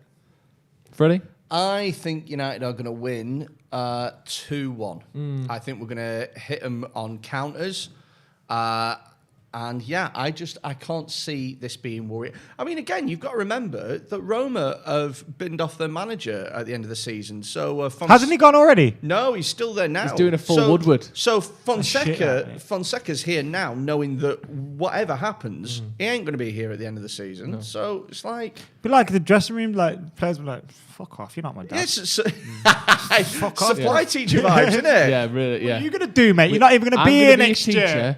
Till Mrs. Baines comes back from maternity leave. He's like, well, you're not a teacher then, are you? See you later, dickhead. Imagine if that was your manager. Mrs. Baines! Hi, come back.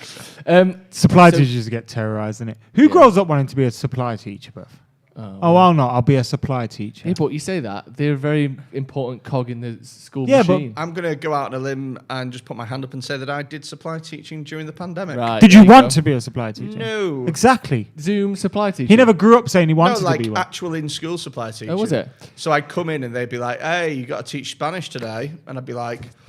Them gigs are going to dry up if you keep telling them jokes, isn't it? Do you ever have... I've got to teach Spanish, have I? Well, I kind of know a Spanish joke. Yeah, same thing.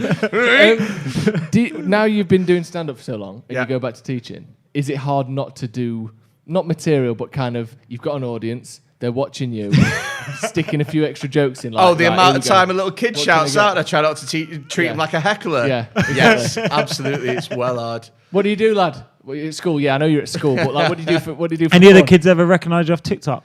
You what, sorry? Oh, that's a good question. Yes. Yeah. That's not good, is it? That's conflict of interest. No, exactly. That's why I'm not still supply teaching. Because it's just too. Because also as anyone who saw that joke before will attest to, your brand of comedy isn't necessarily primary school friendly, is it? No. So if they've seen, it's not the same, but if you were, doing sort of OnlyFans and one of your pupils came across it, it would be tough. Did I tell you about me teaching... Only jokes. Did I tell you about me teaching reception?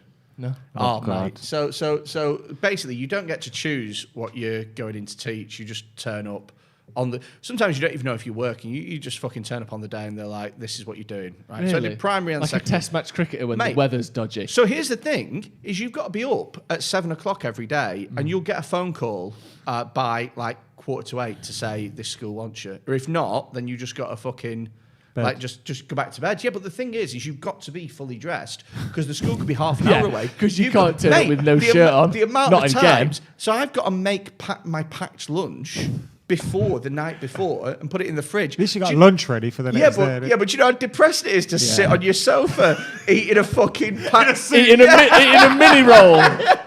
Because no one wants me. Just eating fucking ham sandwiches. Eating a bag of skips in a mini roll and your own sofa. I put a Dairy Lee Lunchables in here so I could just connect with the kids and everything. Mate, while you slide it. You're laughing, but it was exactly that. I froze these fruits to keep my sandwiches cold. Now I can't fucking eat it. The amount of bongos I've had on my fucking couch. I love watching Steph's packed lunch. Capri Suns. Yeah, the Capri Suns. But so one time I taught reception, right?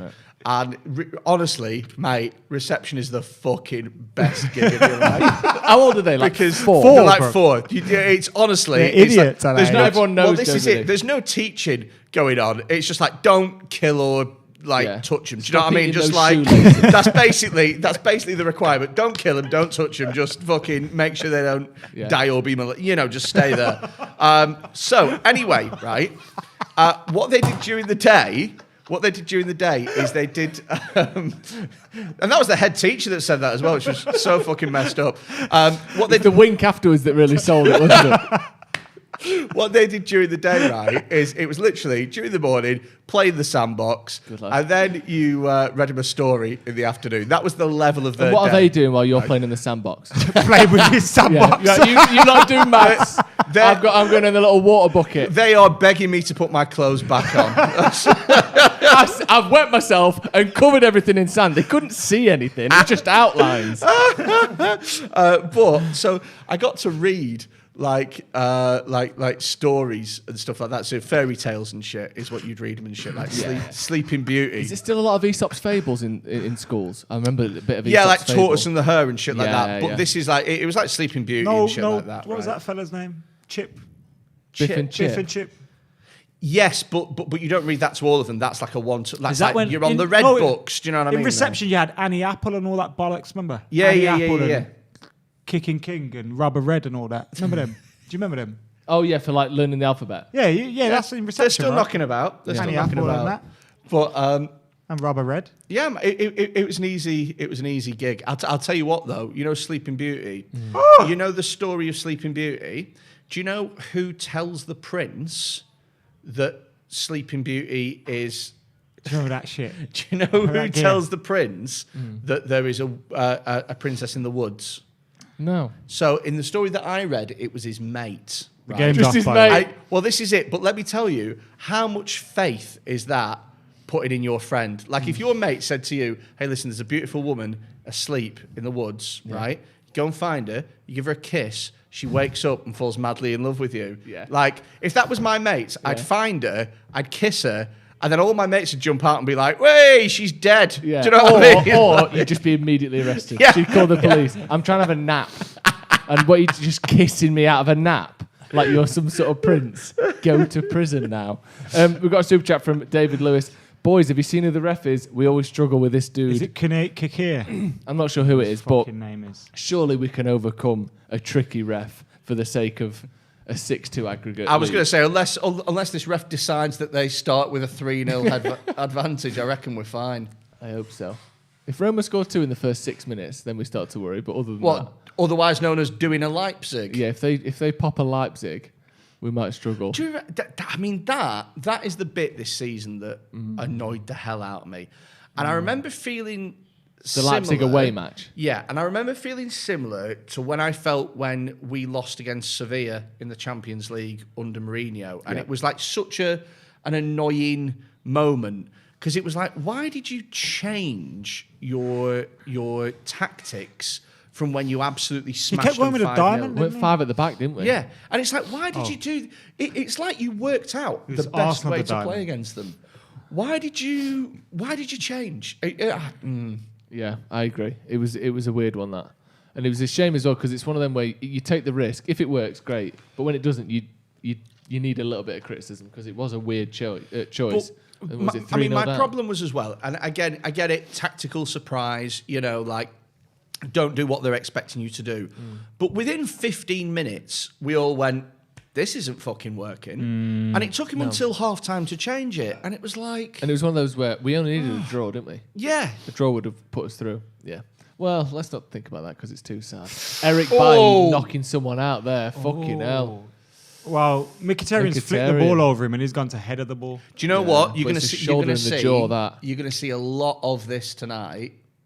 It's just a bit late. But you're going to see a lot of this tonight where any challenge, they are going to go down like they have just been shot. Yeah. Because they know that 10 men is probably the best way they're going to get over this. Yeah. Mickey's hairline's taken a battering, isn't it? Yeah. And now he's got Jose coming back. Fucking poor fella. He's first out, innit? Do you think? Who do you think goes to... Matic is fully going to Roma, isn't he? Feels like it, doesn't it? There's no... Oh, what a save! What a save that was, by the way. That was handball for It sure. looked like handball. They've given a corner. As Bay had a Is mare. that because now they can't disallow it because he didn't score? Oh, wait, no. Even What? though it Handball, is, that's Blaze handball. actually just grabbed But I it with think his because he hands. hasn't scored, they can't disallow it. 'Cause what are they disallowing? Fucking so stupid. So if they score from this, it will count. And they nearly did as well. It was that Mkhitaryan at the back post, headed it wide. Peter Drury on the comms, isn't it? Yeah. That's Wow. good. So they give Peter Drury, who's mint, by the way, the Europa League semi-final. You have Jermaine Genius and them on the... Do you know what? That's a fantastic save by David De Gea, by the way. Having to listen to Joe Hart on BT Sport in the punditry, so painful, mate. I don't even know who was on it. Mate, he was so wooden. I'm surprised his dad isn't Geppetto. Do you know what I mean? It was embarrassing. Do you know what? You've brought back terrible memories. Do you know when they go to that pleasure island and there's like they turn into donkeys on Pinocchio? Yeah. Is one of the most traumatizing like childhood What, films. Pinocchio? Yeah. Have you seen the bit in Family Guy when he's got it? When he goes, did you eat that cookie? I think it's... Never mind. Sorry, Adam, I Never haven't seen mind. that Have you bit. not seen it? Not seen it. You've not seen it? It's good still. I would explain it, but it just sounds wrong if I explain what happened. Does it? Yeah. Sorry, I haven't seen that one recently. Fuck you lot then. Fuck you lot then. It's still 0-0. Eric Bailly playing it back to De Gea. It's weird that's where VAR becomes a bit farcical, isn't it? Where it's a clear handball, but because he doesn't score, we can't overturn it. You can't blame VAR for that though. Of course you blame can. The referee for not seeing a blatant handball, or the linesman should have seen that, because it was like either way. Wide, VAR itself is a fucking ridiculous. Oh, here we go. It's ridiculous. It's nonsensical. It's not applied properly. The technology isn't good enough, and when it is applied properly, it isn't consistent and doesn't add anything to the game. I fucking hate it. Yeah, me too. But I do not think it's like the referees are shit. So basically, we've gone from our referees are shit, we need VAR, to now we've got VAR, but our referees are shit, so they're using VAR wrong. We need no VAR. But then when we go back to without VAR, we're still going to have these shit referees. Do you remember when... So then we're going to go, oh shit, we need VAR. Do you remember when a couple of years ago, or before VAR, people used to say, it's a tough job being a referee. You've got to do all that in the spur of the moment. It's a really tough job. Yeah. You know, these aren't bad referees. It's just it's an almost impossible job being a referee. And then we gave them all the tools to prove how good they are, and they're still shit. And they made themselves worse. It's not that difficult to be a referee. They just aren't very good at it. Do you know what's funny as well is, you know when there's a goal and they're checking it for VAR, you're watching on TV and the commentators are going, are they checking for offside, or are they? Oh no, it looks like it's a possible handball. It looks like a possible. Yeah, you can see that. Yeah, it's definitely going to get called. It's definitely going to get called off that. Yeah, that's not a goal. He's given it. He's given it. They've got no fucking idea. They've got no idea. Knows, and these are ex-professional footballers looking at the screen, clueless. Any sensible person watching it thinks one thing, and then the refs think another thing. I hate when they start going. You'll have some geezer going to like Jim White or someone going to Danny Murphy. Oh, I think you should be on the thing making decisions. No, bro, because half these players are pundits and they're all fucking clueless. Anyway, they all can't agree on anything, and we're just gonna have different people to complain about, and then it's gonna be, oh, he made that decision because he used to play for Liverpool. Exactly. And so then it becomes another problem. Exactly. Do you really trust Graham Souness to be impartial? Yeah. So that fucking idiot commentating on Sunday. Jesus Christ above. It felt like someone went to him, what you're going to do today is just try and piss everyone off. Yeah. Because Carragher and Neville, they're going to get everyone on side. Yeah. It's what we need you to do. It just felt like they It told was him just pantomime, and be wasn't it? opposite. Do you know what? I'm Panta. getting a little bit. I'll probably get loads of stick for this, but I don't mind. I'm getting a little bit sick of Carragher and Neville taking every possible opportunity to deliver a 3-minute fucking Highlander speech that they think will go viral. Do you know what I mean? Gary Neville will go, listen, I just want to say, and then he'll do 3 minutes about football. And then Jamie Carragher go, actually, just to add to that, right, football is for the fans, right? And it's like, guys, you're trying to go viral. Do you know what I mean? But I think they have. I find that funny as well, but I think they have some producer in their ear going, right, we need 3 minutes of you on Yeah, this for a clip. yeah. Like, you know what I mean? Like, we need a clip out of you. Yeah, But yeah, they do know what they're doing as well. And they're like politicians at the moment, aren't they? Because they're getting everyone... Do you know what, though? You can be very powerful with what you say, and you can get certain people on side. Do you know what, though, is what I liked most about that was Micah Richards just sat there in his fucking Duke of Edinburgh coat, just like, I'm just not going to say anything. Oh, yeah. I'm just going to keep City quiet. fans and City pundits and everyone's just been quiet. You had that Trevor Sinclair on the what a radio pass the that other is. day trying to defend him. I'll tell you what it Belly. is, man, is, you know, with regards to, and I'm sure you've probably talked loads about the Glazers protests and stuff like that, but I'll tell you what it is, right? My friends who are Liverpool fans, they get it. My friends who are Arsenal fans, they get it. My friends who are City fans or Chelsea fans, they don't get it. And the difference is that Chelsea and City are successful because of their owners, whereas we're successful despite our owners. And that's something that they just can't wrap their fucking heads around. It's true, yeah. And they fear for where... Because we were doing the thing on the kickoff on Sunday, and Rory had a little dig at Bouvie, and I found it hilarious. But then you sit there and you think, actually, like, what do they... Like, if I was a City fan, I'd fucking hate them as owners. But then it's like, you wouldn't have had a Champions League football. You wouldn't have had this. You wouldn't have had You that. wouldn't win the Premier League. But You then, wouldn't even be in the Super League if it wasn't for their own. But then you look at it and you say, well, Leicester could do it. So, you know what I mean? But Leicester have got wealthy owners, though. Yes, haven't they have. But I mean, so and I get your that's point. true. They're not That's spending. true, They're not spending like City are, but Leicester have got. Yeah, you know, they've got wealth. Billionaire owners. When or City millionaire were owners. when City were taken over, they'd finished 9th, and they went out and spent 100 million, and then that season they finished 10th. And then they went out and spent another 100 million, and they just kept spending and spending and spending. Look how much fucking money they've spent on centre backs. Defenders in the last 5 years. Defenders. It's like 450 million or something. It's insane. It's insane money. And as much as, let's be fair, I hate City obviously, but I look particularly at the PSG over the 2 legs. Particularly the second half of the first leg. Yeah. That was some of the best football I've seen in ages. They were superb. They completely destroyed them. Totally. And you got to hold your hands up and say they're an incredible team. But my God, they've spent to get there. Yeah.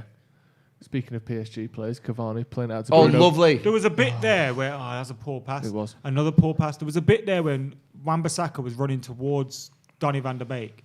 And he just needed to give him a nice little pass so he could just turn out of that space. And he fired it at him like a shot. One thing I've noticed, there seems to be some standing water on the pitch because sometimes they're passing the ball and like water's spraying up off it. I don't know if it's rained a lot there or if it's something to do with the sprinklers, but certain parts of the pitch, it looks like the floor is really wet. So maybe that's why they're really hitting the passes. You'd like imagine smashing them into each other. You'd imagine that wouldn't. Yeah. You'd imagine that wouldn't favour Roma. Because they'd want the ball to move quickly so that they can get 4 goals. Do you know what I mean? Though. It looks. They've done it to their own box, have they? Huh. Our producer Cam is coming in our ear saying that they've only done certain part of the pitch to affect United, but it's almost like Roma. It's almost like they don't realise at half time we change halves. Yeah, well, they'll dry it off by half time with them little. They'll come out with air dryers. Yeah. They'll come out, but Jose Mourinho will be blowing on it at half time through a straw. Yeah. Like he's trying to get a Malteser down a table or something. I am the asthmatic one. Oh, it's sad. What do you reckon to It's Jose? not sad. I'm surprised he's got such a big job. So do you know what it is with Mourinho? You joke. You met that's a mess, isn't it? That's a piss take. I'm Roma. surprised he's gone straight into such a big job. So I think it's such a big job, really. I think it's second. It's a bigger job than Spurs, bro. Yeah, I know, but I still think it's second tier though? job. Yes, it is. I think it's equivalent to Spurs. And it also, and I did this in my video this week. Like, it's also signifies that he has dropped down a level. Like, he wouldn't never have taken the Spurs job because of what that would do to his Chelsea thing and that. You know, I know Roma and Inter are direct rivals, but there was a period in time where he would never have gone to any other Italian club because he wouldn't have won it. So I get that. But Roma's still a big club. And with the style of play in Italy, if he gets the style right and he gets good results in his first year... See, look, the water coming off the ball there. Around There's the no edges reason why around it the can't be a box. success. No, I think when you say success, though, do you think success is winning the league with these, or do you think it's getting them back in the Champions League? I think top 4 is success. Antonio Conte and Inter Milan have spent a lot of money to get there. Yeah. So Roma would have to do that. But look at the style of play. Mourinho's issue is style in England because he's been left behind a bit. But that still works in Italy. It's his man management which is the issue. But yeah, I mean, this is it. So, I mean, for me personally, I think Mourinho's tarnishing his reputation now. He's tarnishing his legacy, I should say. He should have taken one more job in management at international level. He should have just, I'm managing Portugal and then I'm fucking bowering out and I'm retiring. But if he wins a Coppa Italia for Roma, or do you know what I mean? It's like it's like being at. But if he doesn't, Spurs, if he doesn't, doesn't, and here's the thing, right? The Mourinho of old, the early Mourinho, what you would get is a defensively solid, organised team that would full of fighters. Do you remember? Do you remember that early Chelsea team where it was players that Drogba had literally run through walls for him, like bloody Juggernaut, Ballack and shit, and Essien. Christ, do you remember Michael Essien? What a tank he was. Carvalho, Terry. You had a team full of fighters who would run through walls for him. Now he comes to United or Spurs. Cavani got away with one. Or any of the other, and he just pisses people off. Yeah. From the minute he comes into the door, he goes, who do I not like? Luke Shaw, you can go fuck yourself. That's right. Yeah, Luke Shaw, fuck off, You fatty. fat wanker. Dele Alli, you look ridiculous with that haircut. You can go fuck. Pogba, Virus, Have you- Rashford, Shite, Have you Martial, seen- lazy. Did you see Like, Dele what? Alli's? Did you see Dele Alli's new haircut? No. Right, it's been that long since he's played. He's kind of sort of grown out some dreads now. Nice. Mate, he looks like Keenan and Kel. That's what he looks like. I love it. He looks unbelievable. I wonder if I he'll get think back though, in the I team didn't think after it'd suit them, but I think he does suit them. Who, Roma or Dele Alli. Oh, do you think? I think yeah. I ain't seen this. I It didn't haven't seen stand out any as much to footage me. or pictures of Dele Alli in about 10 months, if I'm He honest. played the other day and he did some weird Yeah, I skills did which watch. didn't work. Oh yeah, need to have a look at you this. just see him go. Oh yeah, I'm not that good. Yeah, and he started. He was like, "I'm fucking class," and then he just, I'm not actually that good. What am I doing?" But yeah, man, what you get with Mourinho now is you get dog shit football, and you get. I like it. I think it looks good. You like that? Yeah, I think it's cool. Bit of the old Edgar Davids, Interesting, isn't Rude it? Hullet style in it. Yeah, I think it's good. I like it. Yeah, I like it. think it The works. facial hair is more questionable to me. His face suits it. It depends on your face shape, doesn't it? And your face and your. It depends on all of that. I mean, if you you have the wrong face for it, If you like it that much, you could always. he could. Do it. Yeah. What, dreads? Oh mate, that looks so funny. It'd be funny. It defo look like 16-year-old girls just come back from Marmaris. Yeah. Yeah. One with beads in it. Just- Header on his hand and Yeah. shit. Those people who go on holiday for 2 weeks and say, I've been travelling. Get Where'd you go? married to Well, I just someone. went to a hotel. Do you remember in like year 11 when girls used to come back with henna on their hands And and every- all the other girls would have to go, "It looks really nice, that, Lauren. Yeah, it does look And then really good." All the Asian girls would be going, yeah, that's fucking Yeah. awful. And every that. picture You that's do know been you can get taken- disease from them in turn. Yeah. Every picture that's being taken, the light as well, for some reason. Just like Yeah. putting the hand in the shot for everyone, like when someone gets a new tattoo. You're like, oh, have you got a new tattoo? No, I just always stand like this for pictures. Trying to get my There's a bicep period though, out. I come from an Asian family, so whenever there was like a celebration or a wedding or something, the women would get Mendy done in it. Yeah. I remember there was a period where like, the lads wanted tattoos and that, and they'd go like, "Oh, do a little pattern on my arm for me." It really is just you look like a dick. Yeah. Put hate on my knuckles. Yeah. Yeah, yeah. But with like the swirly like finish to the letters because it's henna. You gotta let that dry. Nah, fuck that. Lads, look at this. We've got a couple of super chats. Gio Franco says Mourinho's first transfer into Roma will be Dele Alli and Luke Shaw. That'd be great, wouldn't it? I reckon he'd do a job with Luke them. Shaw. He ain't getting Luke Shaw. Luke Shaw's all of a sudden a £50 million player, isn't he? I like that. Danny Palmer still at the Lowry. These lads, yeah, they've not been great so far. But what did we expect? Oh, Aaron Wan-Bissaka. Look at him though. He's gone down like he's been shot. Who is it? They're all around the ref. Exactly. Of course they are. Mason Greenwood, he got the ball. Full. I love that when you've mashed someone up. Yeah. Got the ball right. Booking for Wan-Bissaka there. I didn't see that first time round. Perez. He absolutely went. Oh, he got the ball, ref. Yeah, he does get the ball. No, he's not. Yeah, it's a Goes through the booking. man as Clear well. booking. But also as well, he goes down. Look how he goes down. Like he's Yeah. literally been shot. Yeah. I think I read as well, you have to be sent off in this game to miss the next game. Yeah, you do, yeah. No yellows would keep you out.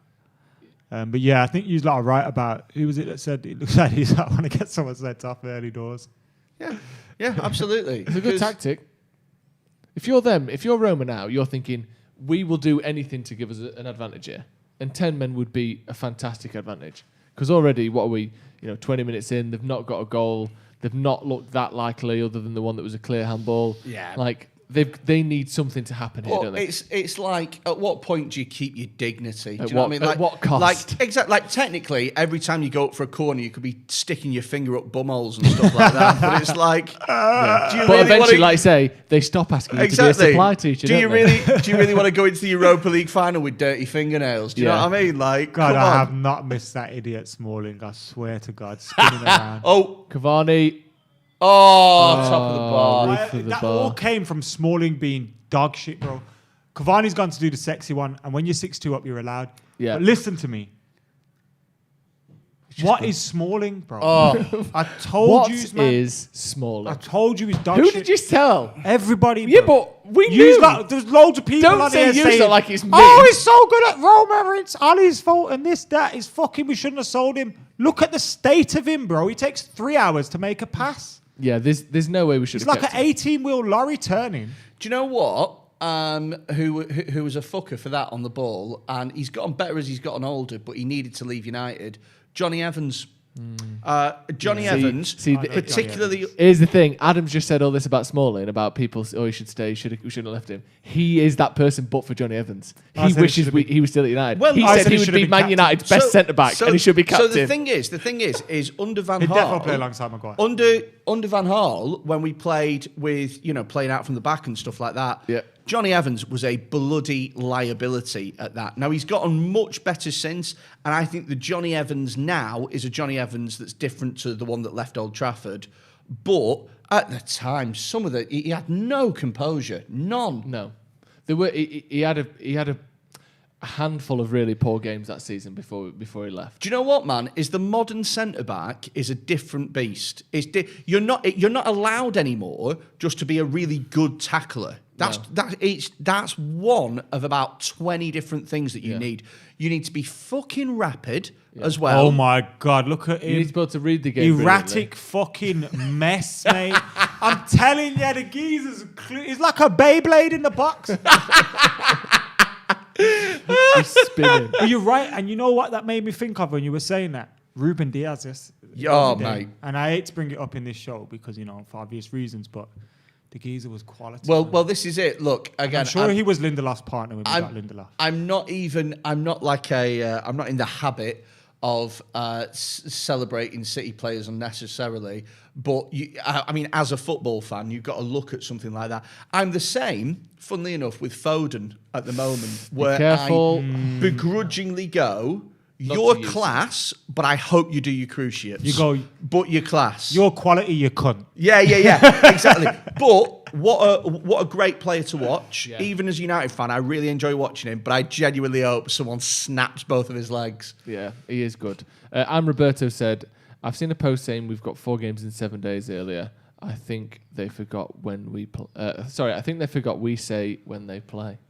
Tuesday. You said that before, didn't you? About no, I didn't. Will this game happen? Did I? Oh yeah. Will it? Who knows? Yeah, Liam. I think that's why they've moved it to the Thursday night. Yeah, me too. Because less likely to get a protest sorted. People are going to be at work. Yeah. This, that, and the other. But I think they underestimate that people will be there still. Yeah. Oh yeah. In fact, it probably makes the occasion even better for the underdog. Yeah, a bit more anonymity for that. In the other game, by the way, Arsenal playing Villarreal. We'll keep you updated with that. I'm sure a lot of you are checking as well, but it's 0-0 currently there. 2-1 on aggregate to Villarreal. Arsenal at home in the second leg. Same amount of time gone as us, so we'll keep you updated. Any goals there. Also, if you see one, stick it in the comments. But yeah, 0-0 over there. Who would you rather play in the final? Super chat from Liam Senior with one of them little super chat GIF thingies. Yeah. Says keep it up, and the guy's doing. Who would I rather play in the final? Yes. Villarreal. Yeah. Just purely because, as much as Arsenal are a mid-table club now, that's right, I said it. Yeah. I still think that Arsenal have got 1 or 2 players that on their day are quality, and I'm talking about your Aubameyangs. Your Lacazette on his day is an excellent player. Saka can be a really good player. You know what I mean? And also, we're just shit against him. Well, and this it's is easy it. for them to have motivation issues against Villarreal. Against United, they will be motivated because they'll be the underdogs. It's like it. At Old Trafford, they were the underdogs. I mean, as far as Villarreal goes, I'm pretty sure Giuseppe Rossi still plays for them. So I'm not talk about Giuseppe Rossi. We got an interview coming up with him soon. I did the interview. Shut up! Have you? I did the interview 3 weeks ago, but then European Super League happened, so No. it's just literally been canned. Until we can release it. You've got you spoke to Giuseppe Rossi? Yeah, I'm a massive fan of his. So I DM'd him on Instagram and he accepted. Oh, that's quality. So we did it. He pied us first, yeah. So basically we said we'd do it and then we waited around for him. I didn't even go goals that day. I sat in the studio with Jay and he didn't turn up. Really? Message just saying, babysitting. No, shit excuse. Isn't he's it? babysitting. Really. Professional footballer. Exactly. Babysitting You're his not own child. a 13-year-old girl. What are you doing, baby? What, for some extra pocket money, Giuseppe? Shut the fuck up. Come down here now, you prick. But I had a great chat with him. The following day, Jay couldn't be a part of it, unfortunately. But I had a chat with him. It was a really good chat. Enjoyed it. So that'll be up soon. He moved to England at a young age, didn't he? Yeah, so he moved from America to Italy. Sorry, Eric Bailly's just gone on a 15. 70-yard run and then passed it straight to Chris Smalling. Sensational by Eric Bailly there. All the way from an 18-yard box to 18-yard box and then just passed it to Chris Smalling. He fucking panicked, didn't he? Yeah, he shit himself. What's Wambus? That's not a foul. Played It's done well there. Fred saved him there because as good as Bailly's run was, the pass was idiotic. Yeah. And... So what? Oh, what's a ball? Was that from Bruno? What's a ball? Cavani, that was a sensational pass from Bruno Fernandes. To be fair, that's a sensational stave as well. Yeah, It's a Cavani really should have good 2 save. by now. But that is Smalling's wonderful so pass. useless. That is a wonderful He's pass. so He hits it just as useless, hard as he bro. can, doesn't he? Look Yeah, how but wet the look at pitch is this. there. So That's a great save. Nah, I he's think. hit his face. Is it if his anything. face? Or is it his face. hand? It's not hit his hand. If that is his face, that will. Cavani should have said. It's a bit of a stinger. That's not He a foul. just is fell it? over. I think the whole pitch is wet. It's almost like Is that sand's Pellegrini? coming That Pellegrini's gone out here when Thingy gets there, isn't he? Mourinho. San Pellegrini. Yeah. Dan MUFC says, "Hey lads, keep up the great content. What do you reckon of the Haaland price being quoted 150 million?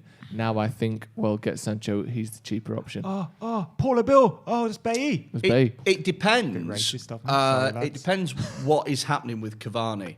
Now, if Cavani stays, then that's ideal because I think he's definitely got another year left in him at this level. I'm a big fan of Cavani. I really like him. Martial, I don't think is good enough to be our first choice centre forward, and I think Greenwood, as talented as he is too young. So if Cavani stays, it gives Greenwood another year to develop. It gives Martial another year to sort of potentially prove himself. It gives our young, and we've got loads of great young attacking players. Donny almost It gives squeaking them in. all a year as well. So if Cavani stays, don't worry about it. If Cavani leaves, then yes, we should be in the market for Haaland, no matter how much he costs. Because Haaland isn't leaving this summer though, and I think that's one of the things I think people are underestimating. Obviously, you've got Mino Raiola, the fucking nuisance, and you've got all that circus around it. But if you listen to what they're saying about Jadon Sancho, last year they said he's not being sold unless you give 120 mil by this date. They stood by it. This year they're saying Jadon Sancho can go. The price is 80 mil or whatever it is. He needs to go by this date before we start pre-season training.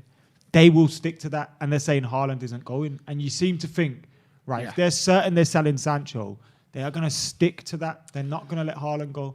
And if Haaland does go, it will be for like 150, 200 million.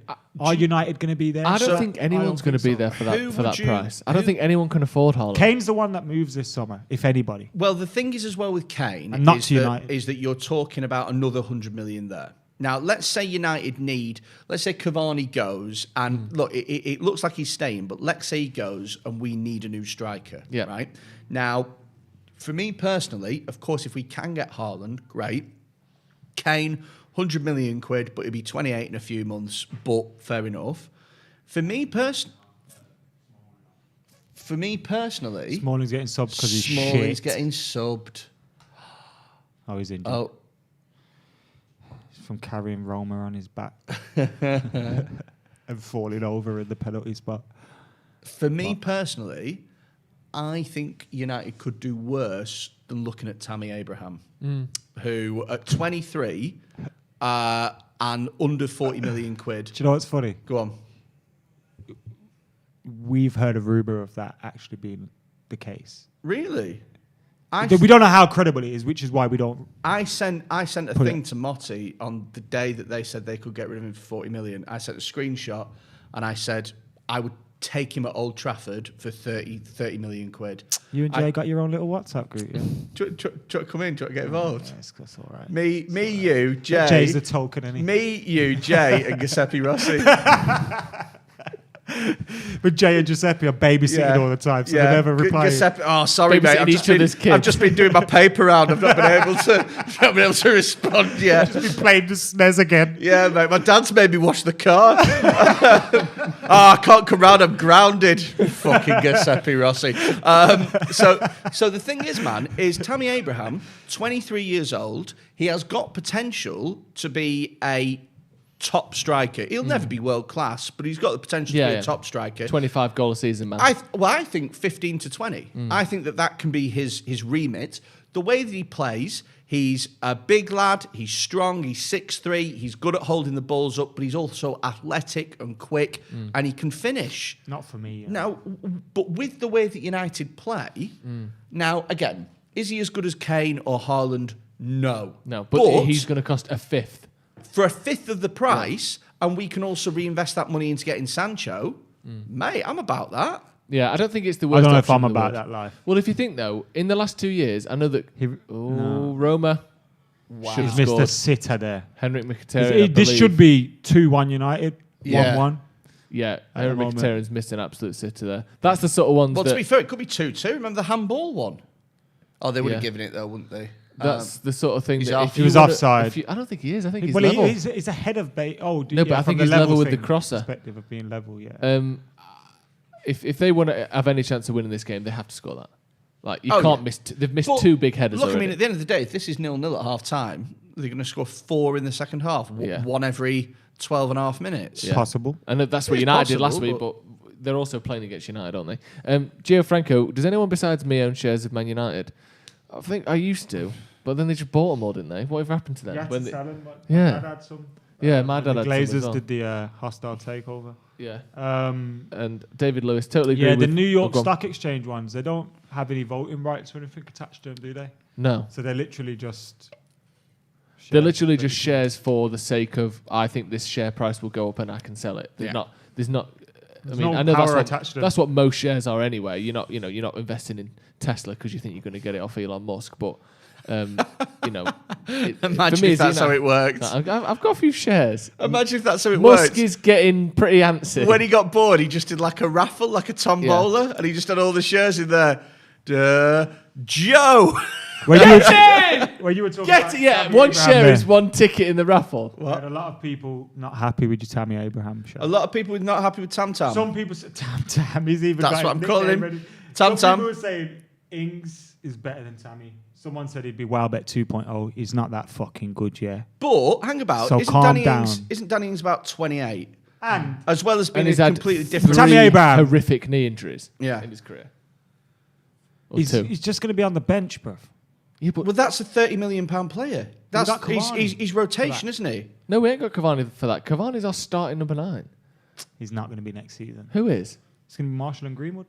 Marshall is not Okay, okay, ahead of Cavani's going to think- be in and out. I bro. think again, this is gonna hit the chat hard. I think Tammy Abraham will be a better number 9 than Anthony Martial. No chance. You not reckon? The numbers don't lie as well. So in terms of the numbers don't lie, I would say that And Tammy's hips don't lie either because the geezer's a mess. He's like Smalling on the pitch, bro. but you know, like Tammy Abraham's contribution to Chelsea. Lee said, Tammy Abraham, your head's in the shed. Tammy Abraham's contributions to Chelsea last season were massive. He scored some big goals for them. This season, Tammy Abraham. I think he's a Villa more goals than striker. Martial, by the way. He's got 12 goals, 6 He's assists. still in- Chelsea's top goal scorer. 12 goals, 6 assists in 32 games. Tammy Abraham this season, having played 32 games. And last season, Tammy Abraham got 18 goals, 6 assists in 47 games. So- now, I wouldn't mind having someone like that at United. So On the I'm just- bench I'm just- wouldn't be all. But Would Tammy be all Abraham isn't How many Chelsea's did- first choice How many this season. did Martial get last season? 24. 25 our top goal scorer. 24, sorry. Top goal So, scorer. 24 last season. Hold on. Oh, good save, Dave. Dave with another good save. So, he got more than him last season. Look. But less than him this season. Stop it. The geezer's nowhere near Martial. And listen, he's not United starting quality. And listen, his bench material. And if you got Cavani, and I know Cavani's not going to be around forever, but he is going to be next season. There's no way you sign But that useless. But here's the thing, right? God. Tammy Abraham can still improve at 23. He's a Villa player, though. And is he, though? He's a Crystal Palace replacement but for Ben. he's- He's but- West Ham's replacement for Antonio. I He's not think Manchester he's much United's better than replacement. that. I think he's better than that. I think don't he's better than that as well. I Better than don't the think- fourth best team in the country. So at the here's the moment. thing: is West Ham. don't think that he is starting quality. I think he's a rotation option, and I think for 30 million quid for a 23-year-old, The price is what makes it. Well, oh, totally. If we were saying 50 million, I'd say fucking forget about it. That's nonsense. But then you shouldn't sign someone just because you think, oh, that's cheap. So if I was available, But in terms of signing a rotation player in a position where we severely lack depth, then I think price is really important. oh, another good save from Dave. Another. All Tammy right, Abraham cool. and Martial have both scored 21 goals in the last 2 Premier League But seasons. also, Tammy Abraham, it's not going to happen. It doesn't even improve our team. And But if he- you I get, think he if improves you our get squad, Jadon though. Sancho, if you get Jadon Sancho, which we need more than anything, you've then got an extra striker because Greenwood's now available through the middle. Yeah, but the thing is And I'd rather bring Greenwood off the bench than Tammy Abraham because Greenwood's a better finisher. Totally, but the thing is again, if we keep Cavani, then this is a non-issue.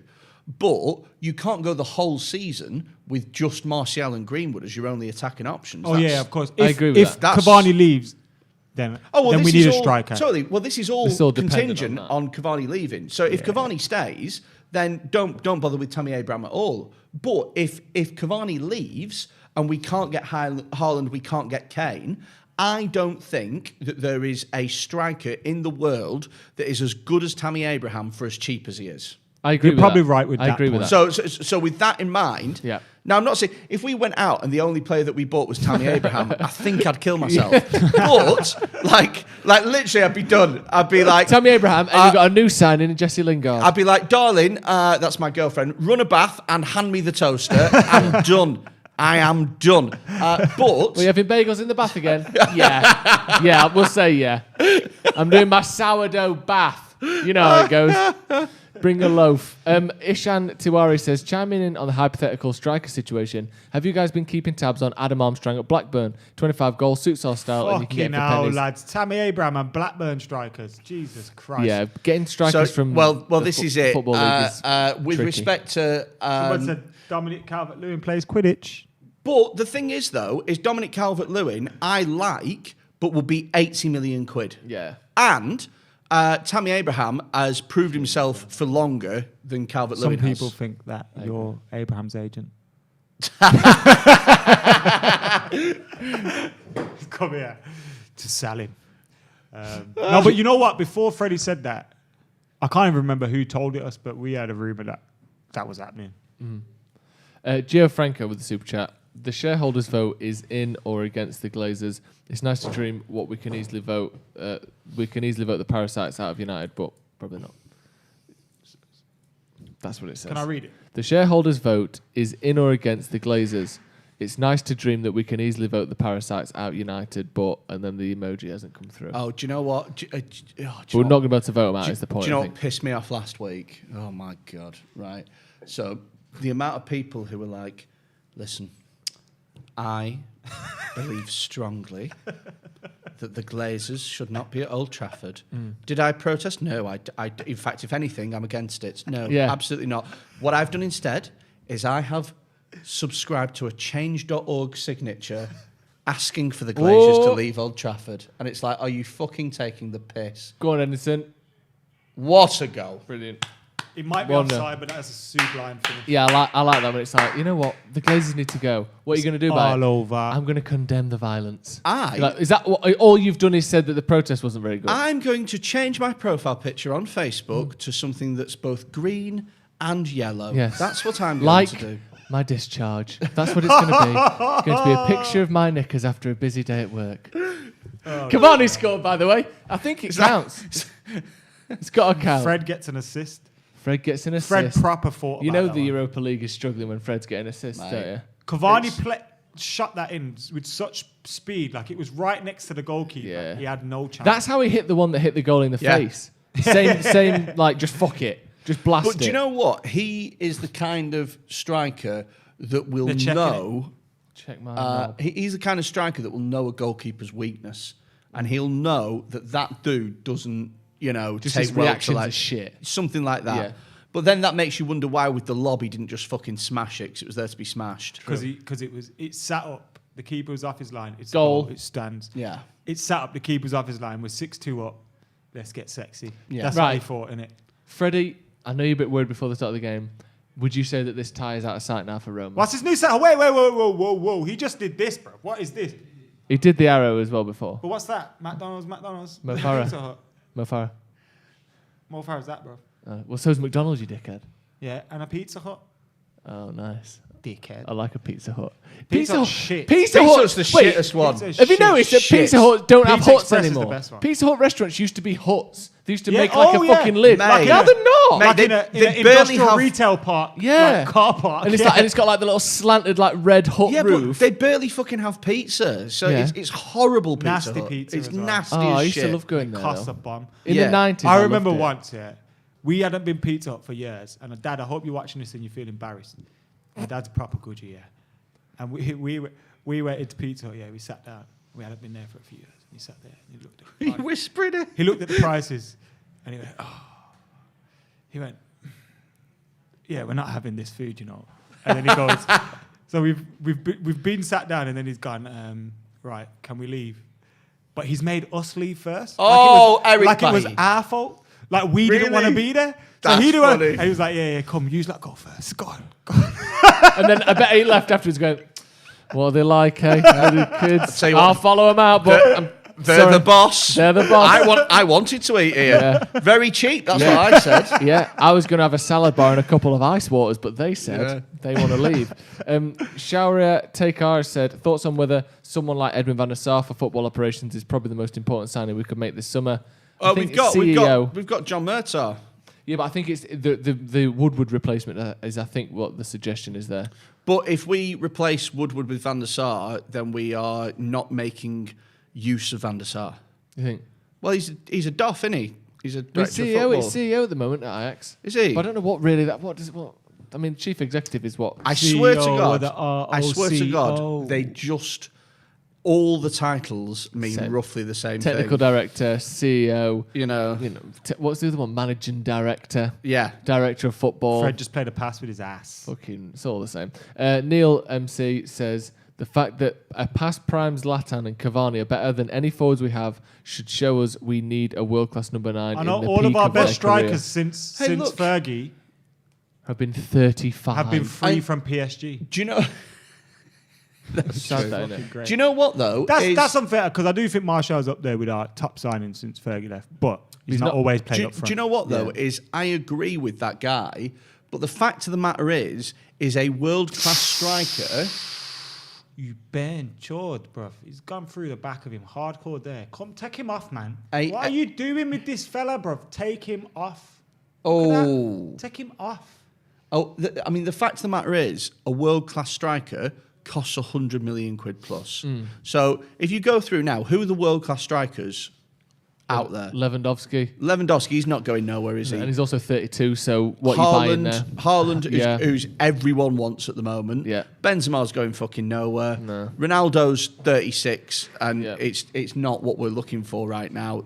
Messi's not going anywhere, is he? Who, I mean, Woodward's going to sign Ronaldo as his last thing. innit? Lukaku. Do you think? Is a world class He's just- striker. He's world class, but he's not. Lukaku's, I honestly, that is the perfect way to describe Lukaku. He's world class, but he's not. Like at the same time. No, but it's not we're not going to bring him in this conversation because we're looking at strikers we want to bring in. But also, and as he's well, someone we just sold. Also, as well, it's totally apt for what he is as well because he's world class if you play to the only way that he can play.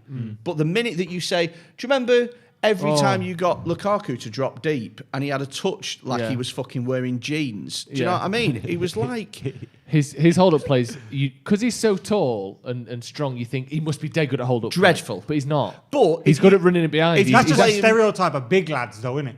Like, he must have he's a big striker. He must be good with his back to goal. It's not necessarily the case. He was more spin and in behind. He's a run through the man, run through the line type striker. But I think that's what I mean. The perception of him is you look at him, he's tall, he's big, he must be a holder player. But he's not. He had more in common. He had more in common with Aguero than he did with fucking Drogba. Do you know what I mean? Yeah. But do you know what I mean? For whatever reason, people like to think of him as a Drogba more than they like to think of him. Well, it's a little bit racial in it as well. Totally. I think that's totally a thing behind it, is people go, oh, well, these are the same. You know what I mean? But they play totally different. But yeah, we can't get Lukaku, so the only other option really is Kane.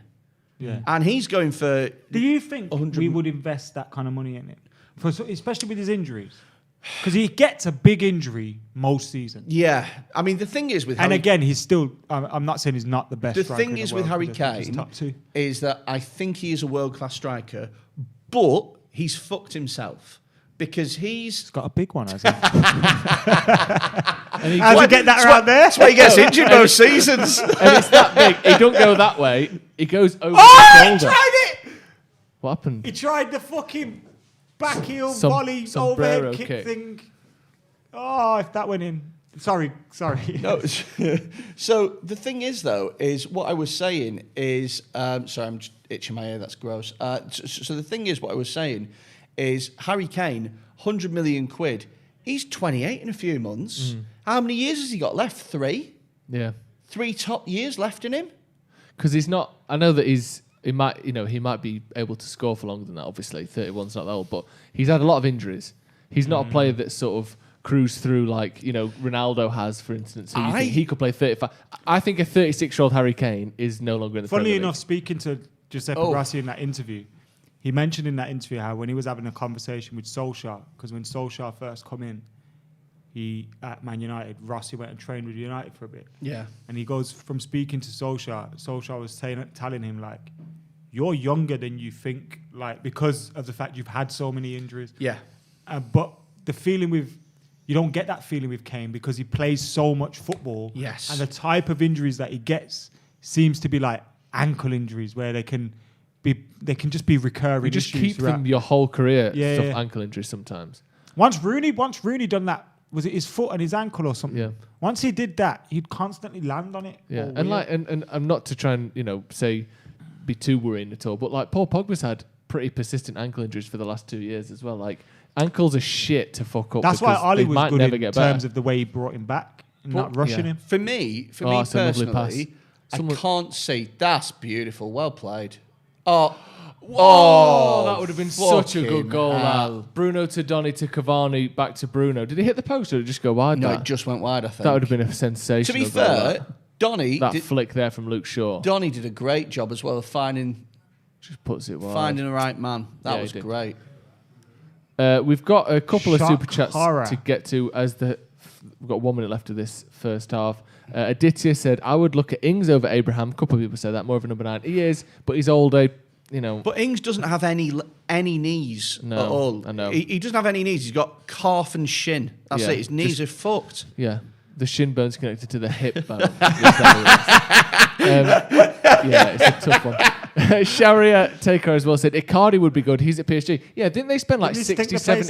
Yeah, he played. They spent like 60, 70 million on him, getting him from Inter Milan, and then just haven't played him because he's not as good as Mbappe or Neymar.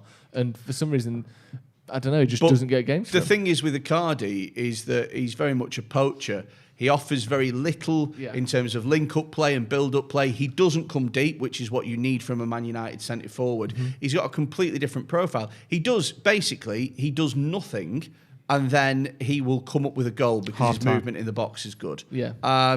We need more than that for that money, and it doesn't fit into how we play. No. It's half-time. Thoughts on that first half? Just fine. Mate, we played some great football at times. It took us half an hour to wake up, but once we woke up, some of the passages of play in the last 15 minutes, particularly since the goal has walked in.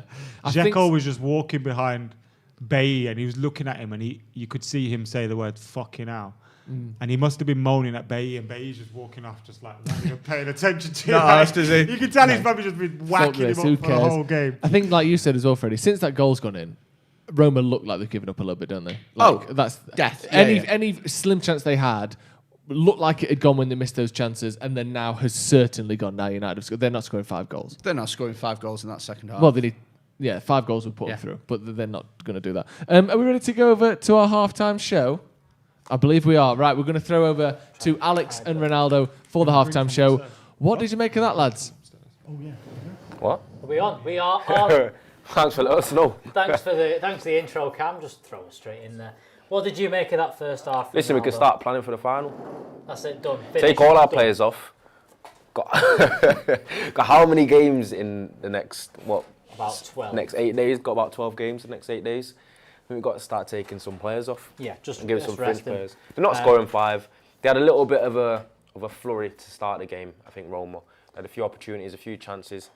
Did scare us a little bit, but as Joe said, now that them chances are gone and we 1-0 up and it's half time, I don't see there being any sort of turnaround. I think they've given up. They have shown a little bit more this week than last week, but still I think we're comfortable. Yeah, so talking about, they did show a little bit at the start. David De Gea pulled off a couple of saves. David De Gea. Yeah, go on. David De Gea has been brilliant today. He's pulled off a couple of quality saves. I mean, the first one was probably going to be brought back for offside, but it was a quality save nevertheless. And then there was one towards the end of the half where he's kind of got down and got to his left-hand side. But you did say it probably would have been, that was actually a really strange decision. I know we 1-0 up, I know that we're 5 goals ahead, but I still want to complain about it because it's not good enough for European football, some of the refereeing. If it's offside, he's done the save, and whether he scored or not, it should have been a free kick to us. Yeah. They still had a corner and then almost scored from it as well. So I was kind of confused by that. That was a little bit dodgy. It's always shouldn't wait for him to score before you say. It's always a bit mad when they're doing all this stuff now and they do they cut to a corner, say, and they don't give a decision that's led to the corner. Like, it's so obvious like that. Like, they should surely be able to go back and go, well, that's it. They shouldn't take that. So what we already knew about refereeing and just the general, shocking. They just don't have a clue. Got a couple of super chats. Rishi has said both teams have played like the game's already over. Roma have had so many have good chances, but took them half-heartedly. I completely agree. Ryan's kind of said not scoring 5, they ain't scoring 1 with Big Dave on this form. Being top class tonight, like the De Gea of old. Right, talking about David De Gea. So there's going to be a lot of talk this summer. Dean Henderson obviously taking over as the Premier League goalkeeper, whether people think that's first choice or not. What do you think we should do with David De Gea? July 1st, say. 1st of July, Listen, what are you doing with David De Gea? On the wages that David De Gea is on and the kind of prestige that he does have, he's not going to accept being a backup goalkeeper. So United made the decision, which they seemingly already have made. Dean Henderson's going to be number 1. You've got to sell him. If you are not going to start him next season, which is something that I don't want to say because I've always been a David De Gea guy, because I don't know, people have quickly forgot. I've seen all the great moments that David De Gea has given us over the years, and I've still held on to them a little bit. Sounds a little bit... Forget what you think it sounds a bit nostalgic, but I just know there's a great keeper in there. He might have dwindled a little bit in terms of his form and his quality. I don't think the gap between David De Gea and Dean Henderson is as big or as wide or as obvious as people may think. No. Do you know what I'm saying? So I don't know. It's a very difficult decision. You've asked me a question. I found it hard to answer. So imagine how hard United are going to find that to answer as well. I'm not sure. Forget the logical side of it, of wages and stuff like that. De Gea or Henderson, who's your first choice next season? No logic, he's on more wages and all this kind of stuff. Just best goalkeeper right now, who's number 1? On the spot. Come on, it's half time. I'm on the nothing spot. else to talk about. Listen, because of what I've just said, I'm a De Gea guy. Okay. It's close though, because Dean Henderson does things that De Gea just doesn't do. But so there's no answer there from Ronaldo. So let us in the comments. Wait, let us know sticking it on me. What's your answer? I'm just asking questions. I think it should be Henderson next season. All right. Oh. Because I think Henderson. So you're Brexit FC as well. I'm Brexit FC. No, I think that the fact that I think his attributes, Henderson's attributes, fit this team better than what De Gea does. I think De Gea, where we used to sit back a lot more, absorb pressure, to have a lot more shots against. I think Henderson, in terms of coming out claiming things, I think that's what we're going to be moving towards. I think that's what it'll be. It's close though. The next one I want to talk about, he scored the goal, quality finish, Edison Cavani. Do you think he's lived up to your expectations of when we signed Edson Cavani? Has he gone above that? Has he not been good enough? What do you make of Edson Cavani's season? His season's been good, and it's been in the realm of what we expected. We didn't expect him to be first choice. People are forgetting that. Coming off the season that we had last season, with Anthony Martial seemingly emerging as a number 9 for us, we expected Martial to then take the next step and then kick on again and then become the definitive number 9 and have even scored more goals and be even more prolific than he was last season.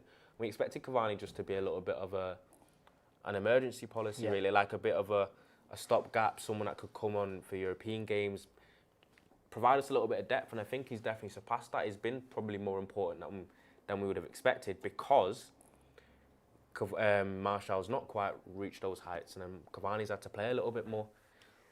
Oh, Arsenal hit the post, I hope they go out. But in terms of what to do with Cavani, he's surpassed my expectations, and I want us to keep him for at least one more season. So do you think, next season you've got Cavani, yeah, Martial comes back fit, do you think we need another striker? Do you think we're going to get another striker? What do you think we're going to go into next season, just Cavani and Martial? And if so, who's your number one?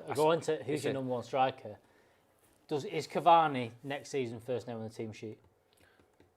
In terms of that front, he shouldn't that number 9, because he won't have the legs. The way that Solskjaer has managed Cavani and the way that Cavani's been managed this season has been perfect in terms of the fact that he had quite a few months not playing before he did come.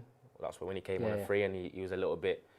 We didn't know whether he was finished or not, and I don't think he's got the legs at the moment to be playing week in, week out, especially the type of schedules that Man United have with European football and going late and deep into cup competitions.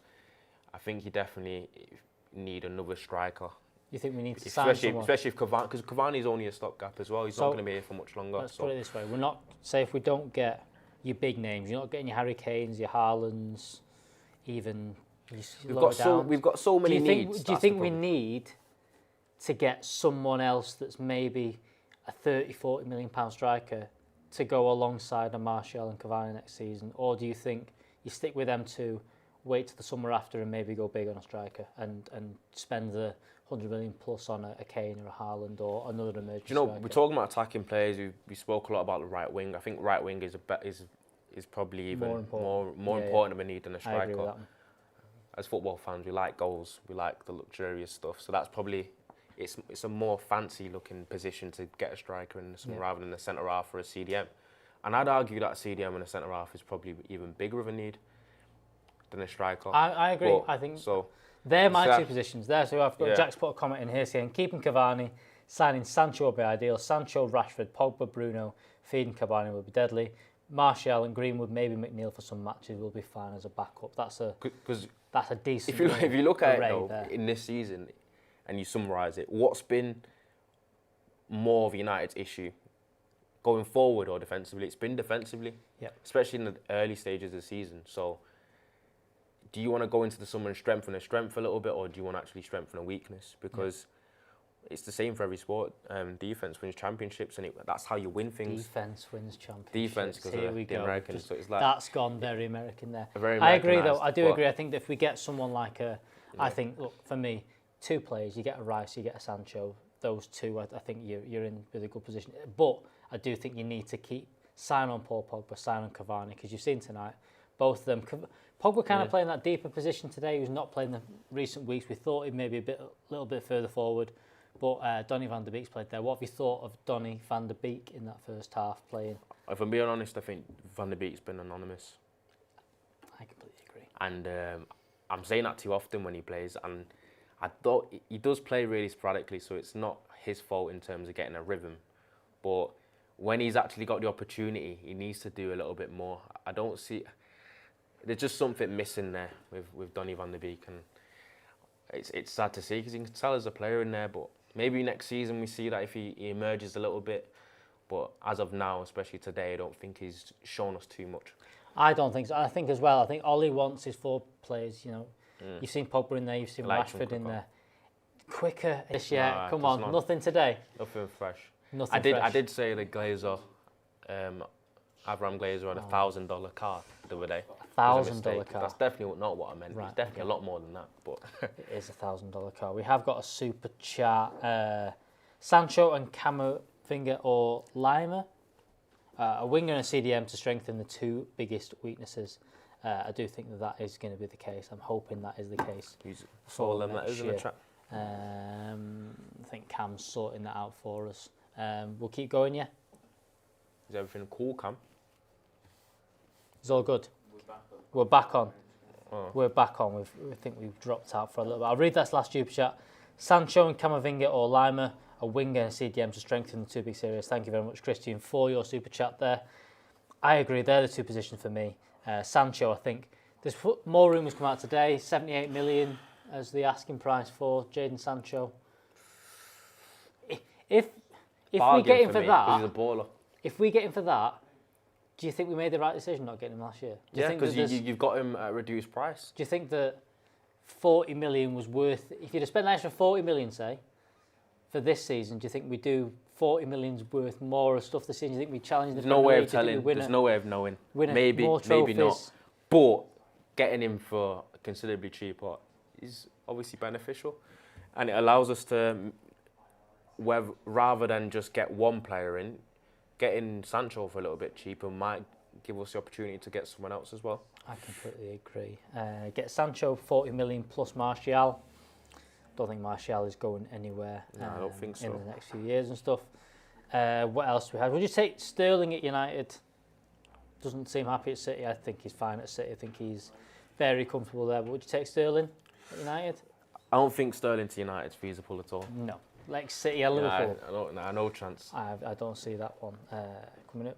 Nicholas has said, Donny just needs time. It's his first season with limited playing time. I agree with that as well. I think that kind of let him kind of bed into this. I think it's been a tough season to get everyone back into things. I think with the no pre-season and all that kind of stuff, with him being off since March with the Dutch League, I think he needs a bit of time. We've got another super shot here from Worst Nightmare 25. Cristiano Ronaldo would be great for Rashi and Greenwood. They could learn his work ethic and know how to deal with pressure and a clinical finisher. I don't want to talk about Cristiano Ronaldo because I don't think it's going to happen at all, but what do you reckon? Stephen Howson transfer review style, out of 10, how possible is Cristiano Ronaldo to United, considering Juve might not get top 4 or Champions League football next season? Give it a 2 out of 10. A 2 out of 10. That's which means one more than me. Which means I don't think any chance There's whatsoever. a tiny opportunity. Tiny sliver. But basically none. Yeah, and I'd rather us get some... Enough of the stopgaps, man. We need someone that's going to... If you are going to get a striker, We've got a 1 out of 10. We've got a 0. There's a 0 in there. There's not many people thinking that we're going to get Cristiano Ronaldo. Also, no Ronaldo, too expensive. -4 out of 10 from Aaron. -2 out of 10. No one's fancying Cristiano Ronaldo back tonight. And I don't think it's going to happen. Nah, probably not. Let's have a look. A few more. I saw someone say bring on Ahmad. That's what I'm waiting on. I want to see some changes. I want to see some rotation in the second half. The game is done. 5-goal cushion now would be ridiculous to have that. It's looking like coming out of half time. No sign of any changes. What's with Dzeko today, by the way? Why does he always play like that against us? I think he's got something against United. Listen, he's been doing this since 2007. Dzeko's not scored a league goal since Jan. And then he scores against us last week, and then today he's playing like he's 28 again. Yeah. It's looking likely here. We've got some substitutes. It's looking like, someone said, Ahmad for Greenwood, Brandon for Wan-Bissaka. It wouldn't be surprised to see Wan-Bissaka come off. He got a yellow card in the first half, so it'll be good to see him rest. It does look like Wan-Bissaka's come off. Brandon Williams is definitely coming on for the second half. No other confirmed changes. Although seen a couple of comments saying Ronaldo Brown to United, so 8 out of 10 and 10 out of 10. I can do the same job as Lee Grant. You'd be great at that job. I'll take the money doing for that. Alex Tellez looks like he's coming on as well, so I'm guessing that's Luke Shaw coming off.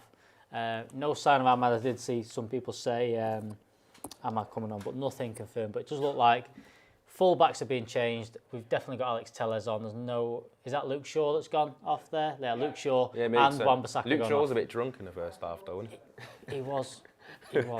It's looking like that is the two changes. But we will pass you back over to the lads for the second half. Here is Freddy, Adam Mckola and Joe Smith. Oh, God. Subs have been made. Wan-Bissaka's gone off. That's a good point. He was on a booking. No point risking him being suspended for the final for the sake of stopping them getting like 5 Fergie goals. with Scholes in Turin. Go on, Scholesy. 10 minutes, see the game out, don't get booked.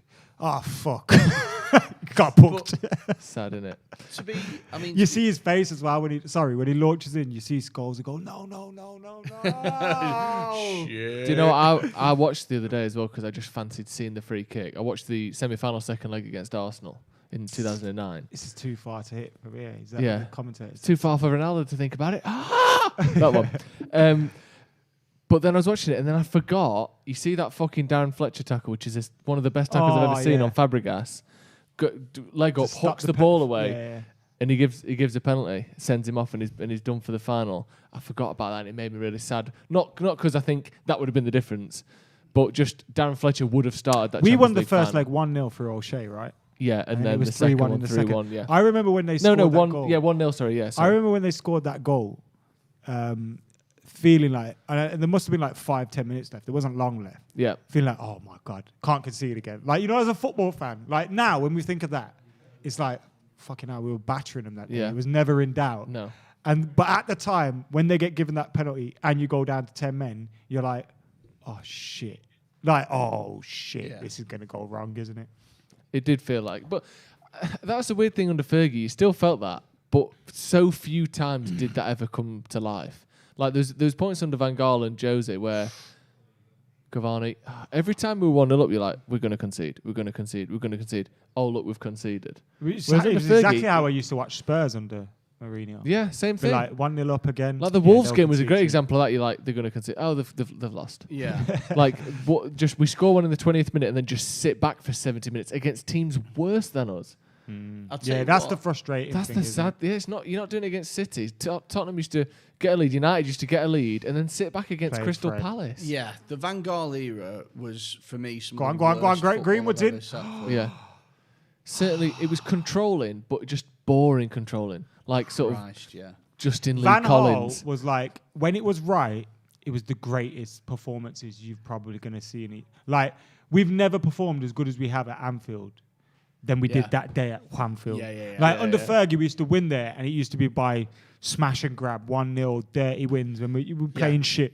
That day, we went to Anfield and we battered them. They had no hope. Rooney even missed a penalty. Like, it was so good. And then you just think of December. Remember that December 2015, I think it was. I remember we went to Wolfsburg, Bournemouth, all these different places, and we were just losing every game, and you weren't even scoring in the first half. And it was just, horrible. Do you know what? Oh, Tellez. There is moments. Handball. That's handball. No, you can't really be handball bad. Oh, if you kick it on your own hand, can it? He definitely I think did that's kick it against his own handball.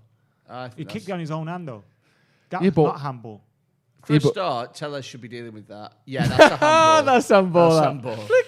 It looks like fucking Morecambe Where and was he Wise flicking it skipping to? off the stage there, doesn't he? Where was he flicking it to?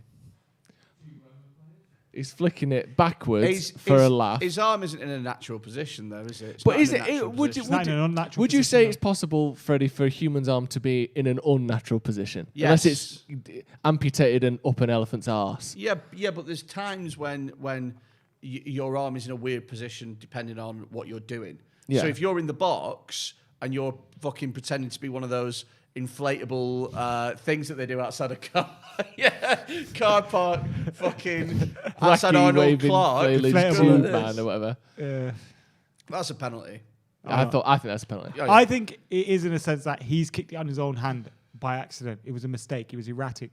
But by the law book is if you kick it on your own hand, it's not a penalty. It's not a penalty. But then Pogba kicked it on his own hand the other week, and it got given. And as a penalty. what's his name kicked against his own hand against Man City for Dortmund, and it got given. If that's Oh, if yeah, that's shit, I if forgot that's about happening against United and it's I think that should have let's been a say penalty it's- anyway. Oh yeah, totally. But Yeah. I mean, if it's say it's 0-0 United versus If that happens in 3 weeks' time in Liverpool. the final against Arsenal, and fucking, I guess Mertesacker probably still plays for him. I don't know. I haven't checked their squad in a while. And Mertesacker does that, we're going to be fucking fuming. Do you know what I mean? If it was the other way around, Yeah, but you we'll be expect four to nil win. up. it won't be against Arsenal as it stands, will it? It'll No, be I against think they'll win. They'll win. Villarreal. They've got to win 1-0. 1-0 puts them through. We have to remember that because that's very Basically, their game yeah. at the Emirates is next goal wins. But Yeah. we also have to remember that it's Arsenal. and they are funny. Yeah, Dylan, they are like that. Dylan Ducey, and I hope I don't get sucked into some sort of the wordplay smut trap here.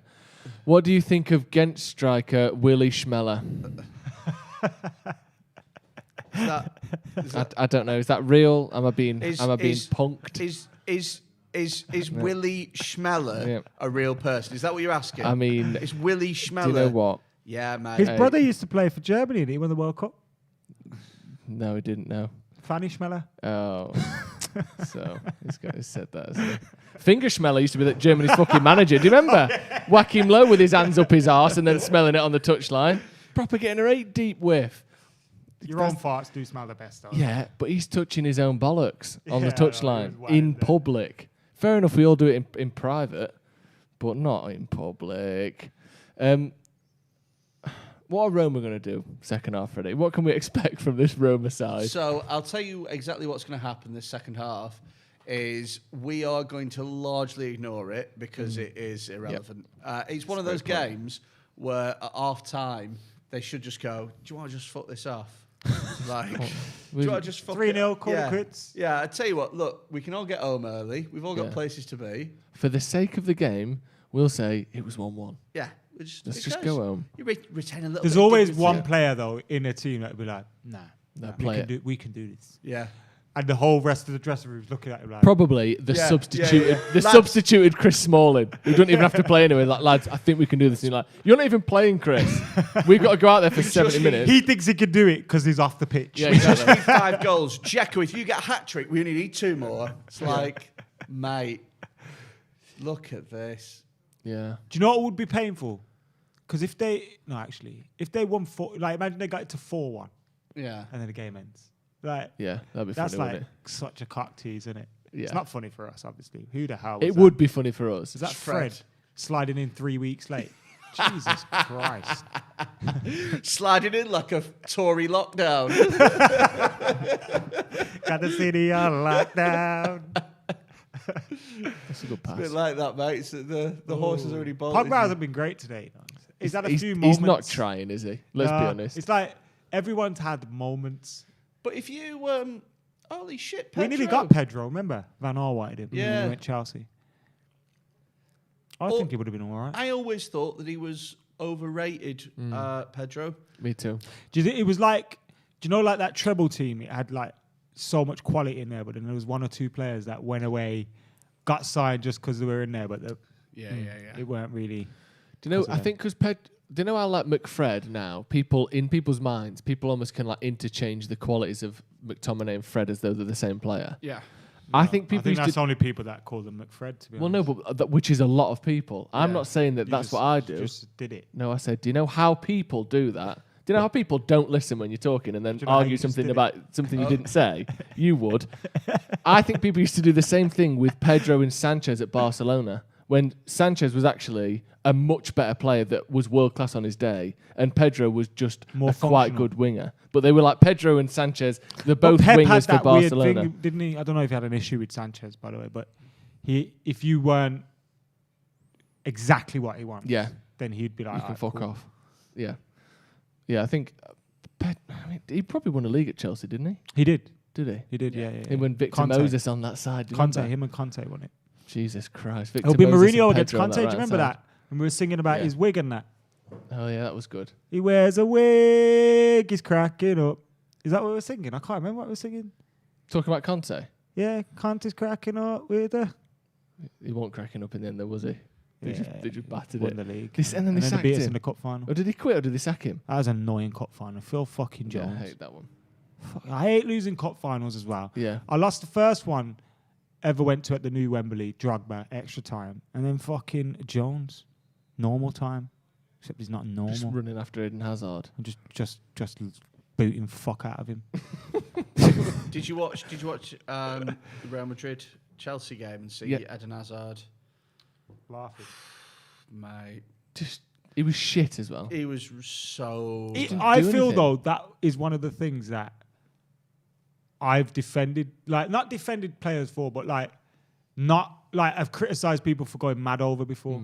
Do you know when we drew... Oh, that's lovely. Oh, it's a shit touch by Van der Beek there. Yeah.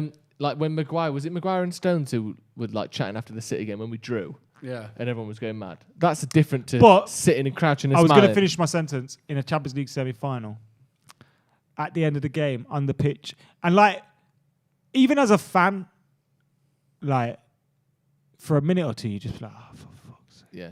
Like, Especially when you look at Hazard's career at Real Madrid, it's been non-existent, and he cost him 120 million quid or The whatever it thing was. is as well. He fixes games. He wears a wig. Was the chant. I think good. that there's a thing where if you want to chat to your mates or whatever who play in the opposite team, go down the fucking tunnel, go into that dressing room. Not even in and the have a dressing room, chat. just in the tunnel. Yeah, do it in the fucking do it over there where there aren't cameras. You fucking idiots! Yeah. What are you doing? Let alone like crouching Then down again, and like smiling. that having a referee laugh. asked Haaland for his autograph in the tunnel, and he got Yeah. fucking hounded But out of the game. that was different though. No, Wasn't it's it? not though. Fucking no, it's not. Bro. But then It he was for also- charity. Yeah, but Yeah, afterwards, like, there's nothing wrong with it. He Oh, did I mean, it's different as in it's fine. Yeah, I know. Yeah. There's nothing he wrong did with say it. Yeah, that yeah. afterwards, and it did sound a bit like an excuse. Yeah. The way he went, Yeah. it is for an autism It's charity. for charity. Just taking it off his wall Yeah. in his Oh, bedroom. 1-1. It's for 1-1. charity. That one.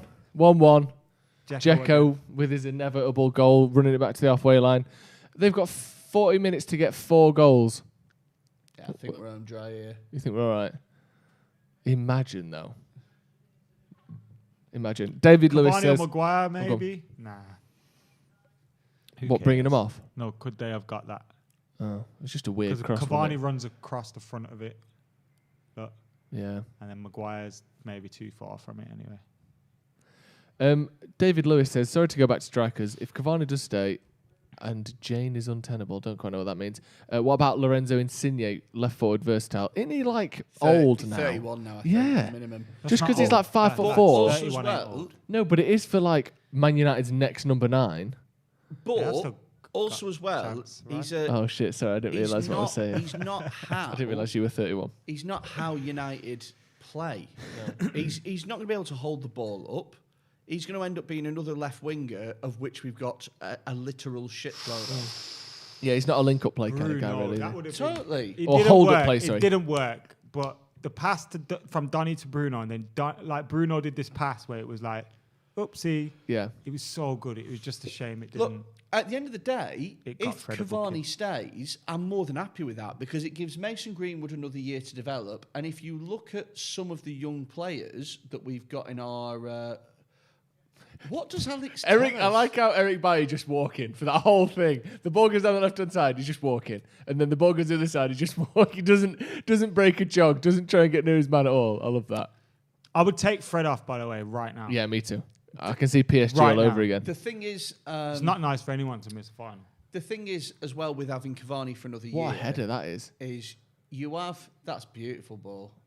Finish it. Offside. You have another year for Greenwood to get better, which I Yeah. think he needs. But you have another year for fucking Shoretire to get better. You have another year for McNeil. You have another year for Hugill. And then you start looking and saying, well, you know, which of these kids looks like they're going to be able to take the step up? Yeah. Yeah. It's not frustrating at all because obviously it just shows how good Mason Greenwood is.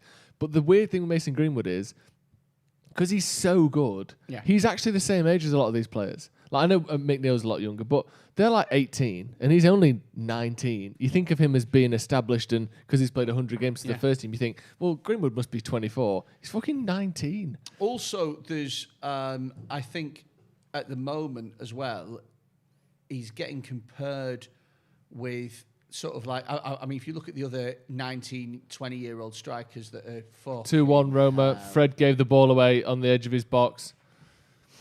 3 goals and Roma are through. Philip Merchant says, what is Van de Beek for? The way we're playing at the moment isn't... No one's head's in it. Fred here is just having a fucking laugh. What are you doing, you shitbag? It's a good finish as well, that. Take 2-1. him off, man. Not because of the booking. He just get him off. Yeah, that's... Look, he looked at... Williams looked at Fred straight away. Like, the fuck are you doing? Yeah, you're taking the fucking piss. Who are you? Like, what the hell? So that's usually what Pogba does on the edge of the box. Yeah, I mean, they're going to be well up for it now. United should probably be able to get a couple of goals in this last half hour because it's gone from no hope Roma to now they've got half a chance. Giving it away like that. But you got to like, I mean, as I was saying before, with Greenwood, he gets compared... Oh Are my you God, bro. fucking kidding? That is a superb save. Without I think David it De just Gea hits him. today, yeah? Bro, it's Yeah. like 4-1 Roma or something. Yeah. I mean, he's got to score there. He's got. I still And that's think. game. Oh my god! I still think the misses that they've made already, Roma. That will was cost game them. on if they Can scored. we get early. ourselves? Can we get ourselves some pace? Can we in just this wake team up? now? Yeah, I know. Can we fucking pass the ball? I'd take Fred off, put McTominay on, and to be I'd honest, put Greenwood through the middle. Ahmad on the right. Yeah. And Matic on. Yeah. That was a. I don't know if that was a good save or I think the ball just hit. Mixture De Gea, of didn't both, it? innit? But either way, because he stayed. Got to big. be a fucking wake up call. This. A lot of keepers go low. Yeah. But straight yeah, away. I don't think Greenwood is necessarily getting the plaudits that he deserves, because if you look at the other strikers that are his age, they are Mbappe and Haaland, who are like the fucking outliers. Yeah. Do you know what I mean? Yeah. But you take them out of the equation. Who is the next best 19-year-old striker in the world? Him, I think. Yeah, easily. I don't think there's anyone even close as a 19-year-old forward, even let alone just a striker. I mean. Well, maybe look at Saka, but like I think if you're talking about after them two, it's clearly if you're him. talking about the best players, Roma streaking through again here. Where are we? Where have Pedro we on the right pulls it across, Heads have and just- again, he's saved. again, just they've had a absolutely gone. clear free shot from 1 yard out. That's two. Heads have gone. One was a free header. One is a free shot from a yard out. No one marking him. De Gea must have made 8 saves this game. Look at that. He's fucking What 1 yard out. the fuck is going on? What's changed? If one of these chances go in the next 10 minutes, we're going out. Since we brought on Tellez and Brandon Williams, this has all gone to shit. Yeah. Roma have had 12 shots on target in this game. I'm trying to work out. And what- honestly, 7 of those have been like one-on-one with the goalkeeper chances, not just a shot from 25 yards. They've had 5 or 6 at least, really, really good chances. They could be through if they'd put them away. But This is then- another one but here. then- That's the Dzeko one, just straight at De Gea's chest. But then we've had so Nah, many but that chances as second well. save was probably straight at him as well, but it was a good one. We have had some If chances we'd as have well. put away, for example, the Cavani one, then Well, this- Cavani could have had a hat-trick in the first half, couldn't he? Played Pogba. Yeah. Interesting game now, isn't it? But it shouldn't be though. No. It's like it's proper slapping us. Yeah. But the way we're playing, they will make enough chances to score 3 goals. I'm not saying they'll score. They them. already have in the last. Well, that's what I since mean. they scored their second. Yeah, exactly. They should have had 2 more in the last 5 minutes. Like this here, it's a difficult chance, but like That's a great save. anywhere else, and that's in. And I it- say, Brandon Williams reacting as well. yeah, he does well. Gets I there. say we need to take off Fred and bring on Matic, and I think we need to take off Pogba. Why is Pogba coming off before Fred, bro? I think we need to take off Pogba, and I was going to say put on. Pogba's been shit Dan- today, but I think Dan James needs to come He's on not. as He's, well. he's unfit. He's Oh, injured. he's unfit. Yeah, I know. Someone like maybe Diallo for He similar won't, reasons. he won't put Diallo on. Oh, will he? Is that Diallo? Coming on, or is it Rashford? I think it's Rashford. But oh, lovely. But we need a bit of pace. Yeah. We need a bit of Play pace. Donny. Play Donny. I agree on the pace. That's front. excellent. It's it. Go on. Oh. Oh, lovely.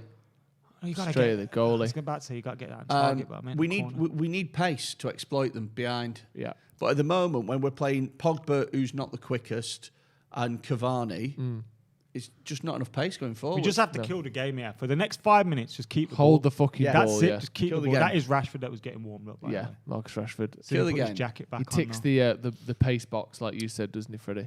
Yeah. In terms of, obviously, he's got a lot more than that, but to change the way we're playing. Yeah, well, this is it because he's completely different to Van der Beek, isn't he? Roma have started to give themselves a little bit of hope here that needs to be killed off.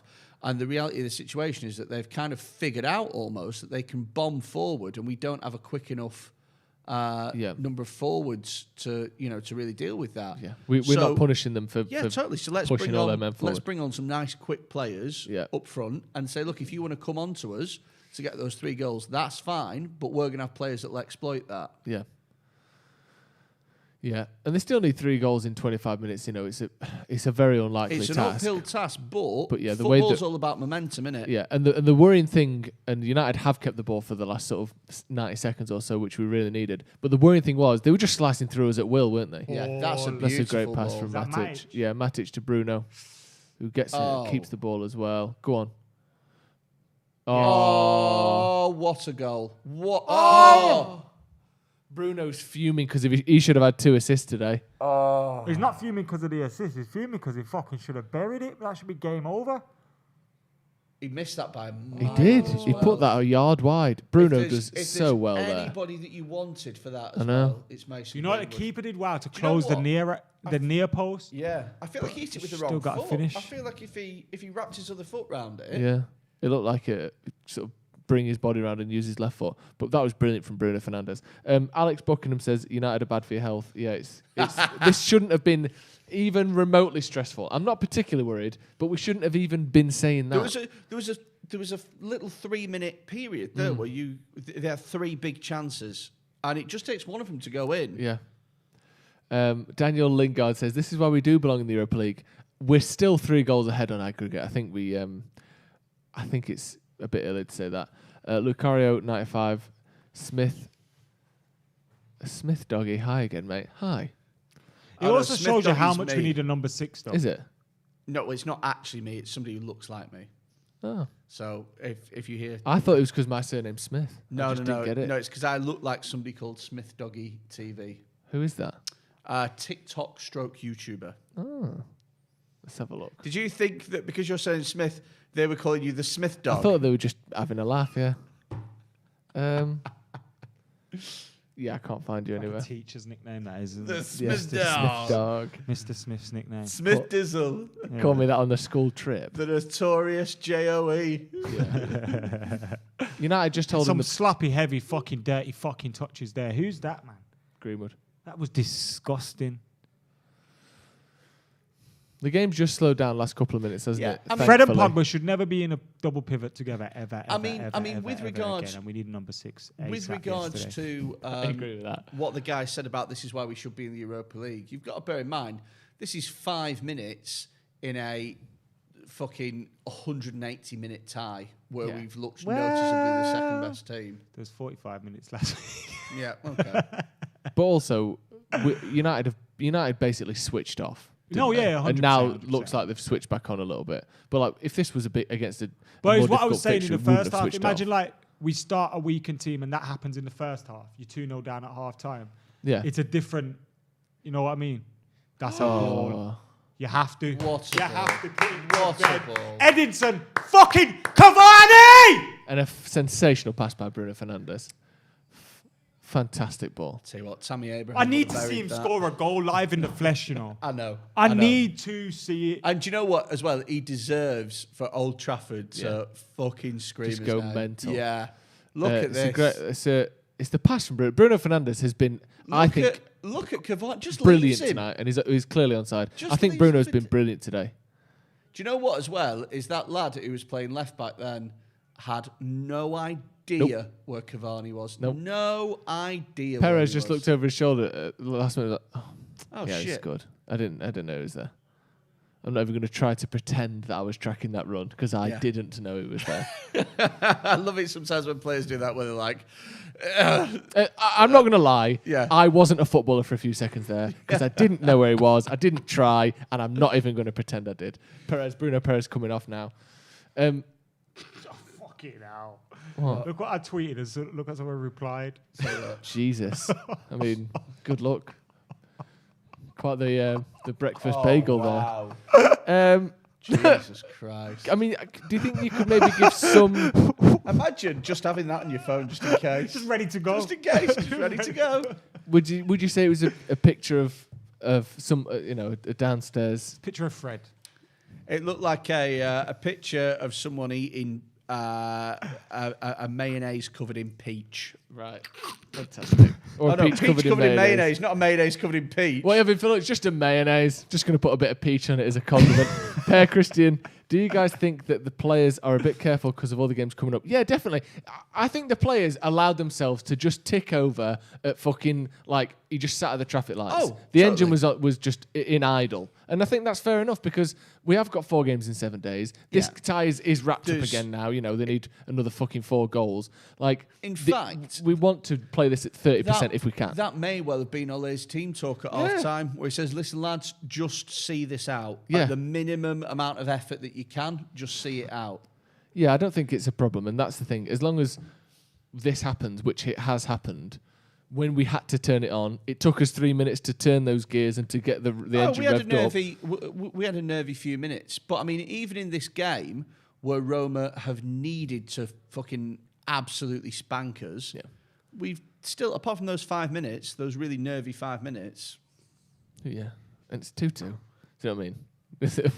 It's all right. It's over now. Yeah, it's game over. They need 4 goals in 20 minutes. Because we were saying to ourselves, I think we got ourselves a bit worked up here, where we were like, "Oh my god, if they score, they might get another 2 goals." Yeah, that was. Do you know what I mean? It was like I genuinely was shook. We were still 3-0 up because it's like you said, momentum's so important, bro, and it was at that point where if one of those chances goes in, which you could say was a bit of luck or De Gea or whatever, a bit of both. One of those goes in, we're automatically on the back foot with everything. We're not attacking like this because we're scared if they break, it's 1 goal away. Like, it changes the outlook of the game completely. You stop as well. What are you doing, you little fudu? Pussy-o, with your fucking... Fuck off. Get him, Mace. Yes. Yes, Cavani! Yes, lad. Fill them all in. Mace, where you gone, Mace? Cavani. Mace, come back. Where you gone? Back. Don't let him fight by leave him on your own, you mad cunt. Fucking hell, Mace. Mason Greenwood. Where's Mason? Fucking save me. You know Better what? get out of here. No. See you later, mate. I think he did the right thing there because Cavani's at a point in his career where no one cares that he's done that. But if people wanted like Mason Greenwood, getting sent, he's done the right thing by fucking off. Mate, but in terms of like mates, you're like, I've just saved you. Now you're going to let me get fucking beat up? Fuck's sake. Mason went, you could take that book. Do you know See you what? later. I'm so surprised we didn't see Brandon Williams just windmilling. Just running it. Fuck everyone. Just diving straight in, Yeah. shirt already off. He looks like he fucking loves a scrap, Brandon Williams. Rashford coming on for some reason. For Cavani. Fair enough. Got his 2 goals, got a booking. Can we take Fred off, please? No, I don't need to. See I think Ollie's hoping he gets a second booking, so he doesn't have to play in the final. They're checking. Well, they're not checking it. They're just showing the VAR. Imagine if they just allowed it now. 4 minutes later, they just showed the VAR line for the Cavani goal, but it was too easy for him. Comfortably onside, yeah. Especially in games like this, like he could be getting 30 goals a season in Serie A right now. If he was playing in Serie A, I mean, Ligue 1's another example, but he was there. He just kind of had 2 of the best players in the world in front of him. But if he was in the Bundesliga, if you swapped Lewandowski for Cavani, he would be getting 30 goals a season for them. Also, as well, I mean, let's back to what I've consistently said. We're too good for this competition. Cavani's the best centre forward in this competition, apart from Aubameyang. Yeah. And even then, to be honest with you, this season, These days, yeah. this season, Cavani's been better. Yeah. Yeah, I agree. I think United have got most of the best players in this Did that competition. just happen now? Yeah, just hit the post. the outside of the post. So Yeah, we at the top of the crossbar. It's 1 each. But yeah, I think we've got the best left back in the competition. I think Maguire's probably the best centre back in the competition. We've got the best midfielders in Pogba best and Bruno. goalkeeper. Rashford's the best winger in the competition. Cavani, this team is the best team in the competition by a mile. Bruno Fernandes is the best player in the Yeah, competition. probably. Between him or Pogba, I'd say. Yeah. Yeah. Well, there you go. Yeah, exactly. Aaron Dixon said, because we're... Stop that awful point there. Well, I wasn't sure if it was Dickinson or Dixon, so I knew it was Dick, and then You just said Dick finished. over and over again. No. Aaron Dick. No, and let's not, because I'm sure that surname hasn't been problematic for him at school or anything. Yeah. Aaron Dixon. Because we're cruising on paper, no one will talk about De Gea, especially wasn't Englishman Dean Henderson. He's been 2015, Dave here, kept us in it. De Gea has been sensational. Yeah. I think De Gea and Bruno are the only 2 players that look remotely like they've been up for the game. He's played really well here, De Gea. Yeah. But Good point, Aaron. Oh gosh, I'm gonna get hate because I think that he's played really great today. Yeah. But I don't think that there is 300 grand's worth of difference between him and Dean Henderson. And I think that this De Gea, the De Gea that we see right now, we see him less and less every season. Now look, I love him. I love what he's done for the club. I think he's great. But he has been declining the last couple of years. Yeah. He's 30 odd now. Dean Henderson has got a few years on him.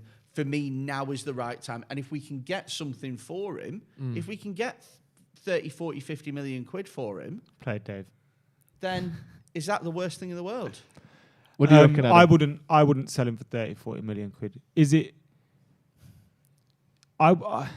There's been talk about Man United signing Sam Johnston as a backup and going into next season with Dean Henderson and Sam Johnston. I would be scared of that. Next season's going to be very, very different. And these are all things I've said on here before. I'm a big fan of Dean Henderson. He's got a great future. But it's a year too soon for me. I think you keep both of them next season. And I think the only reason why and it's a big reason and it's a valid reason, is the money thing. Yeah. When Wayne Rooney couldn't play as many games, did we all go, well, that's him.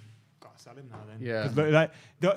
It's because he's a goalkeeper we think those wages can't stay on the bench. And it's true.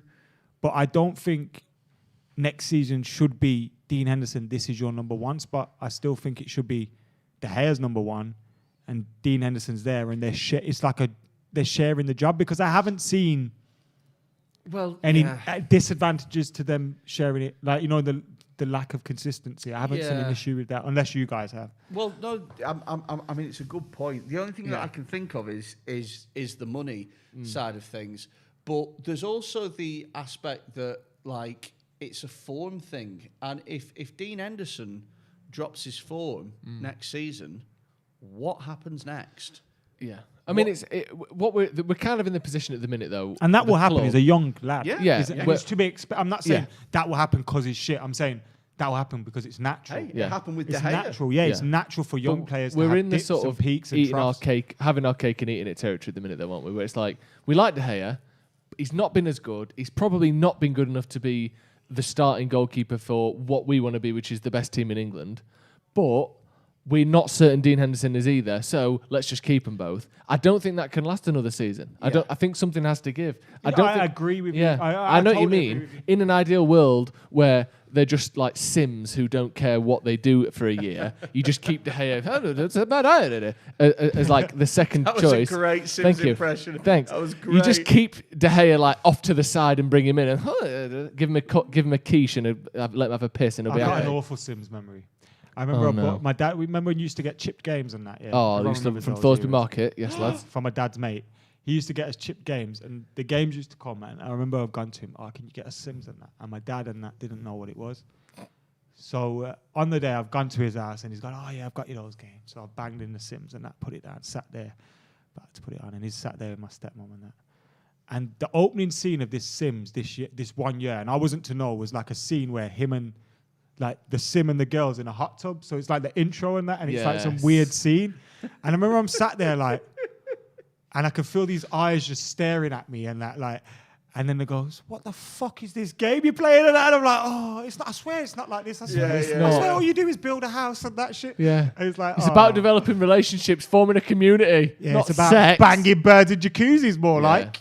Mates. Very sad. That's what my dad thought. I used to love, do you know when you used to get chip games was a little and sometimes the chip game would turn up and you look at the bottom of the CD and it was like a blue disc Yeah, and you're like, yeah, yeah. shit, this is going to be so good, this one. Like, I it's remember exactly the same, it's just a CD-ROM. My FIFA 98 cracked and it would still, like it still worked. fully broke, like it was fully cracked all the way through so you could like do that Twist with it. But it worked. It still Yeah, works. like, it was I used to love amazing. that. FIFA 98. I used to fucking love it. What was the Remember- first FIFA you remember playing? First one, I used to play FIFA 98 on my mate's PC, but the first one I ever properly had was FIFA 2003 for the GameCube. The one with Ryan Giggs, Edgar Davids, and I think maybe Thierry Henry on the front. Do you know, I'm going to show my age. Do you Might have been remember Roberto Carlos, the actually. first FIFA that I remember playing was FIFA 94. Wow. And FIFA I remember 94 playing The World Cup had that- an indoor court.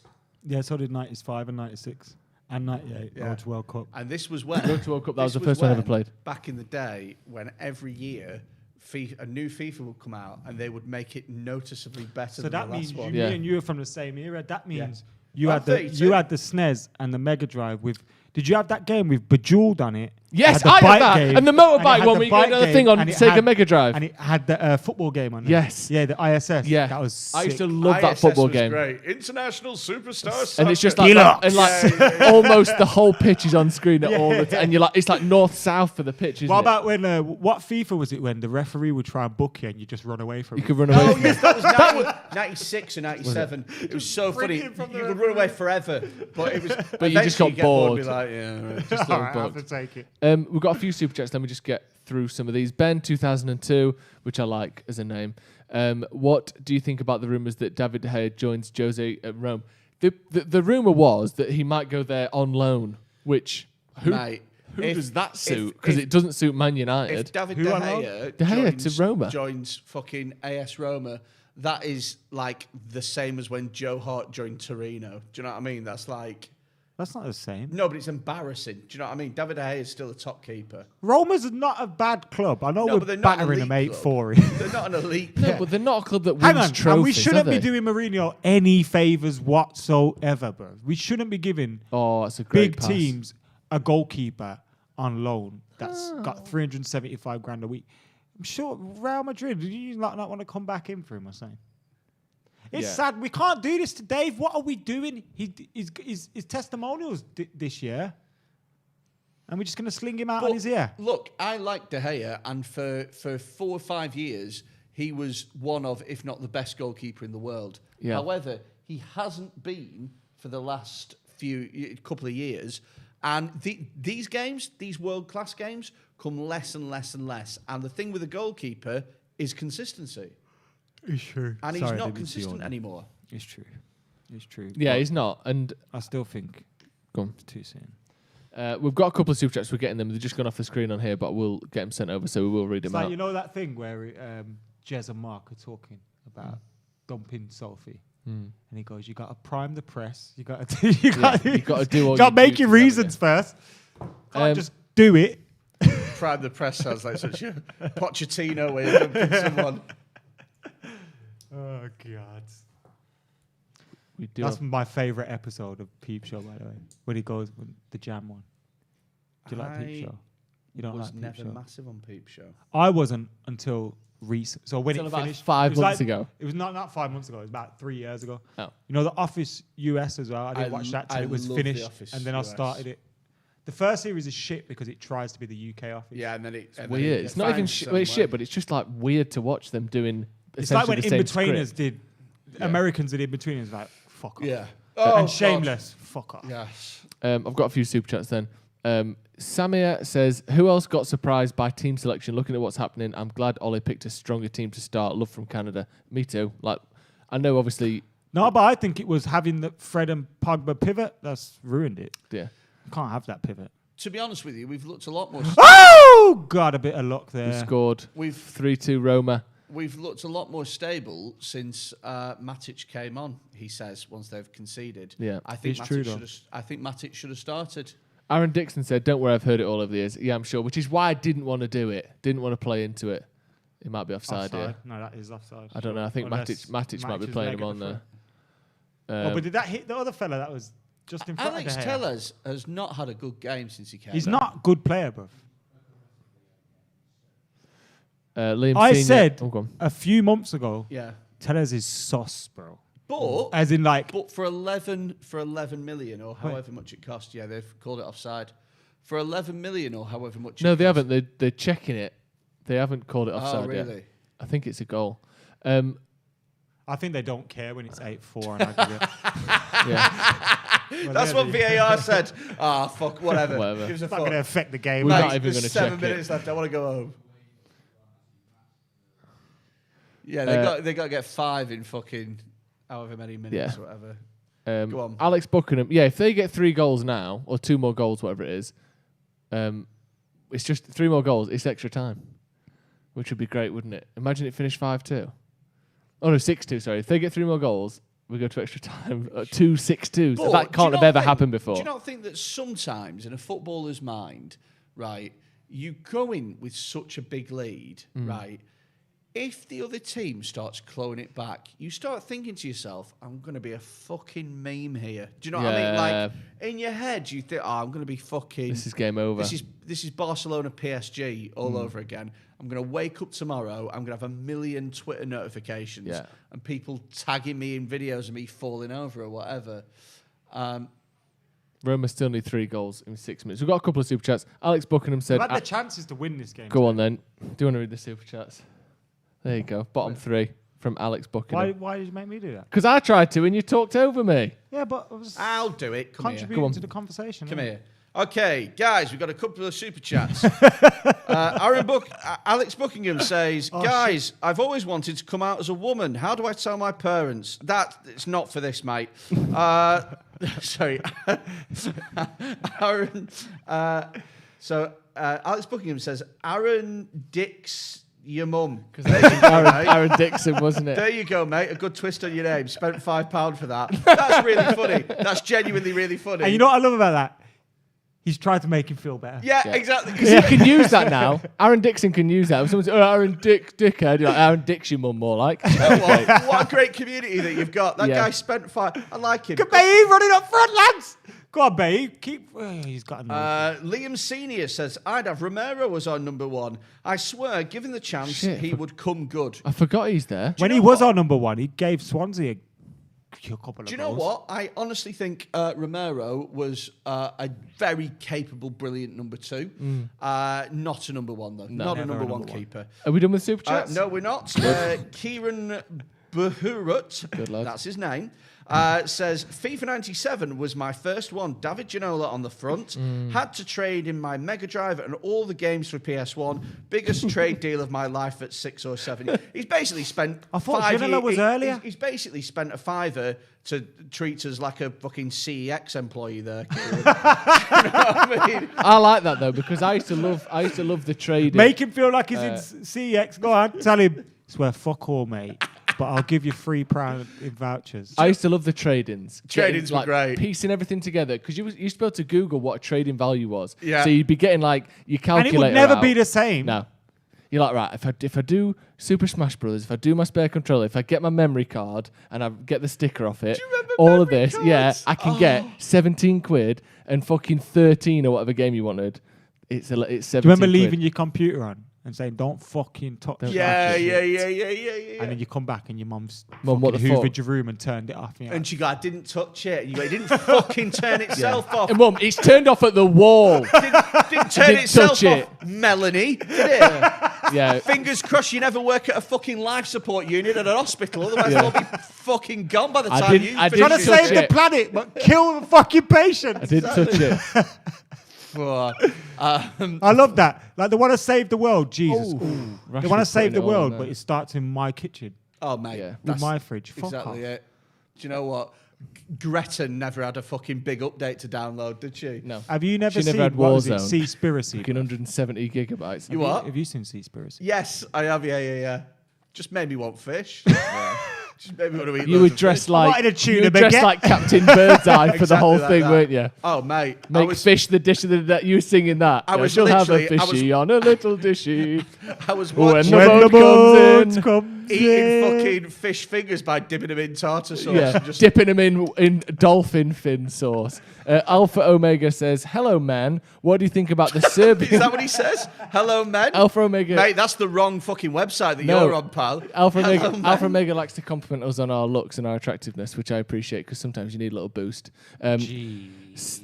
What do you know about the Serbian striker we're linked with? I don't know anything about him. I don't. Is this going to be another one? Is his like- name Alexander Mitrovic? Is his name Fanny Schmeller or whatever that's what it's called? This is going to be fucking suck my dick Chovich or whatever. Fucking- Gaz W says, "Someone tell Housen Tellez is wank." Yeah, Why does he have to tell us? because Housen liked him, didn't he? He used to say he was better But than House Luke just liked him because he was a left back that wasn't called Luke. Shaw. Do you know what though? Is Luke Shaw's form is in part, I think, down to us having more depth in that area. Yeah. And so for 11 million quid or whatever Alex Tellers was to get a vastly improved Luke Shaw. Let's do it. We've bought probably the best left back in the but- Premier League but this in is- Luke Shaw. But this is it. You look at Donny van der Beek. He's coming. He's not changed the Is team. this our away record? Fuck. No, it's not. No, that's the Premier League. We already lost away to RB Leipzig and It's- to Istanbul Besiktas. It's you look at Donny van der Beek. He's come into the team. Now he's not made an impact himself, but all the players around him have gotten better. And that's why I think if you had to spend money on another striker to make everyone else better, I don't think there's anyone better to get than Tammy Abraham for that price. I love it. I love the pro-Abraham agenda I'm here. pro-Abraham because of let the me money get on to transfer quality. marked and see who is agent. The money to quality ratio. Abraham agent. And you know what? My client, I mean, this guy, I think he's be a great acquisition for Manchester United. Dare Taylor, Is position your to... name Bruno Stain by any chance? Is that his name? Is that the name of your agent? Mate, I honestly, I wouldn't want to tell people who my agent was. Bruno Stain. I know. I love how the guy that keeps interrupting us in our ears. Interesting. It says I. Well, what's your super chat? Dare Taylor says, petition to have Freddie do all the super chats. I probably should have let Freddie read that one, but I didn't. Thank you, mate. Kev the Idiot says, I was so effing happy when we went for Tellers because I thought he'd bring something, but since he's came, his real contribution, like you said, Freddie, has been making sure work his ass off and becoming the left back we always wanted. And Ben 2002, do you think Adidas would do a green and gold away kit for next year? Absolutely not, because I mean the club have to ask for it. The club ain't asking for a green and gold kit, are they? Imagine if, do you know what, if they did, that would maybe be the biggest slap in the face to Manchester United fans that the Glazers have done yet. The Glazers will go, If right, the Glazers, we'll monetize it. Yeah, exactly. If the Glazers were like, we're putting out a green and gold kit and we're staying. There's nothing Do you that know can what? stop them It would doing be that, The Glazers, worse than not having one. The Glazers would legitimately put T-shirts in the club shop saying "fuck the Glazers." Yeah, If they Glazers could out. make money. Yeah, official Man United. I actually Glazers think as out well. I merch. thought this the other day, like, 60 you know, quid. this controversy. Obviously, we need to keep the protesting up, but I feel like that's something that they would love. Yes, because Brendan. it gives their product, which they will call it, Yeah. a bit of an edge.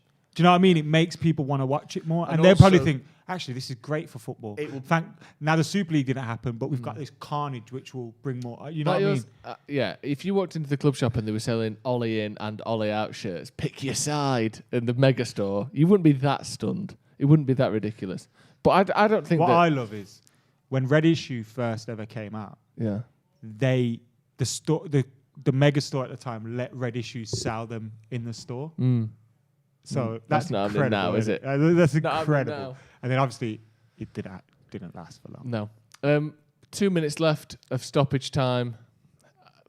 They've got to get 3 goals in 2 minutes. What are you thinking, Freddie? Roma got a chance here? There's always a chance. There's always a chance. There's in always football. a You know what they chance. say? It takes a second to score a goal, Do you and know there's what? 120 seconds left, so we could still sounds- lose by It sounds really 97. daft, this, but Roma will go away from this game and go, yeah, I'm happy with that. Yeah, probably. Because at the end of the day, they Is won anyone the upset to game lose? and they made enough chances to look like they could have done more.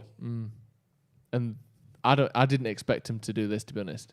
I didn't expect him to make this many chances. Well, to be fair, we have been very lackadaisical. We've played this well game. for 2 halves in this entire fucking fixture. Yeah, but we haven't had to do more than that, I suppose. No, yeah, of So- course. But I mean, that's literally all for the first half at Old Trafford and the second half here, we've been awful. 8-5 is a I say great awful. aggregate score as well, isn't it? Yeah. We'll just score all the time. Yeah. Every team scoring every few minutes. Dare Taylor said, actually make Adam read them so he can't interrupt. Good point. Dave Shortland, Freddie's doing a version of David Mitchell trying to get corporate jobs for Lindsay Davenport in Mitchell and Webb look. Very specific Christ reference. almighty, one. that is a That's specific deep, burn, innit? That's a That's deep like a burn. fucking But love you know that. what? I agree with him, and you're a shithouse. Do you know for it. what? Do you know what I love about heckles like that you have to go home and Google? and then in an hour's time, when I'm at home in fucking Ormskirk, I'll go, what a dickhead. Yeah, for fuck's sake. Unbelievable. You have to research to get offended. Exactly. It's like Let's not say that yet. it's 'cause like I'm one burning goal. myself. Alpha Omega, we've got the best away kits. Would suck my hands for a sight of you men wearing them. Do you remember that? Do you remember that? What was that? David Moyes would suck your hand off for a point. Someone said, David, tell you what, David Moyes, he'd suck your hand off for a point. Rather than saying he'd bite your hand off, he'd suck your hand off for a point. Was he trying to say like suck your dick off? But I then- don't know. Because can you imagine if in another conversation he went, I tell you what, David Moyes will bite your cock off. Bite your cock off for a point. I'll tell you what, David Moyes would also bite your cock off for a point. He would. It's full Europa time. League final. Full time. We will just stay live until the full time whistle at Villarreal game goes because it's in the 94th minute now. Arsenal only need 1 goal. Put the game up for us here, go on. Arsenal only need 1 goal. But yes, Manchester United are into the suck final your hand of the Europa League. We'll be back for the live review in just a few moments. But before we go, let's see if we can get some result over in how Villarreal. How in would you Arsenal. feel if Ole Gunnar Solskjaer lifts that trophy? How would I feel? So look, don't get me wrong. I'd feel pleased. I'd feel happy for the club because obviously you want them to win whatever competition they're in. But I still can't help shaking the fact that this is a Champions League team. This is a Champions League squad winning a Europa League competition or in the final. Totally agree from you. I was looking from the angle of emotional wise, Ole Gunnar Solskjaer being the legend he is, being a manager. I'd be pleased to be able to see because Arsenal are out, by the way. The way I look at it is that he could lift the fucking Intertoto Cup, the European Conference League, and I'm probably going to shed tears if Ole Gunnar Solskjaer lifts a trophy for United in Gdansk. I'd be pleased for him. I'd be pleased for him 100%. But I think he's capable of more. Yes, he has to prove his job at United. Yeah. But from a purely emotional, I love you, Ole Gunnar Solskjaer, as a human being, mate. If can you imagine him lifting a trophy for us? Oh no! Do you know Incredible. what?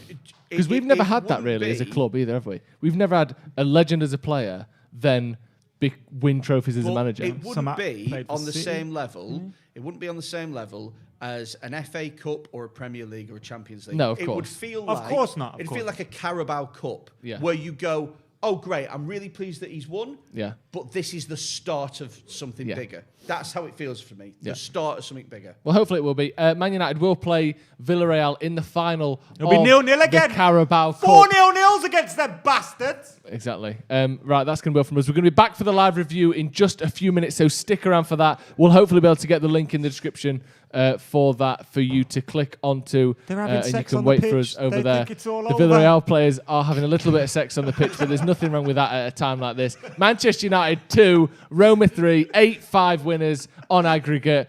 Good on those Villarreal boys. If there's any time to do it, it's now. Like I said, stick around for the review because we're back in just a few moments. Thank you, Adam. Thank you, Freddie. Thank you to everyone at home. Thank you, Freddie. Thank you. We'll see Make you in a sure you bit. check out his TikTok. Cheers.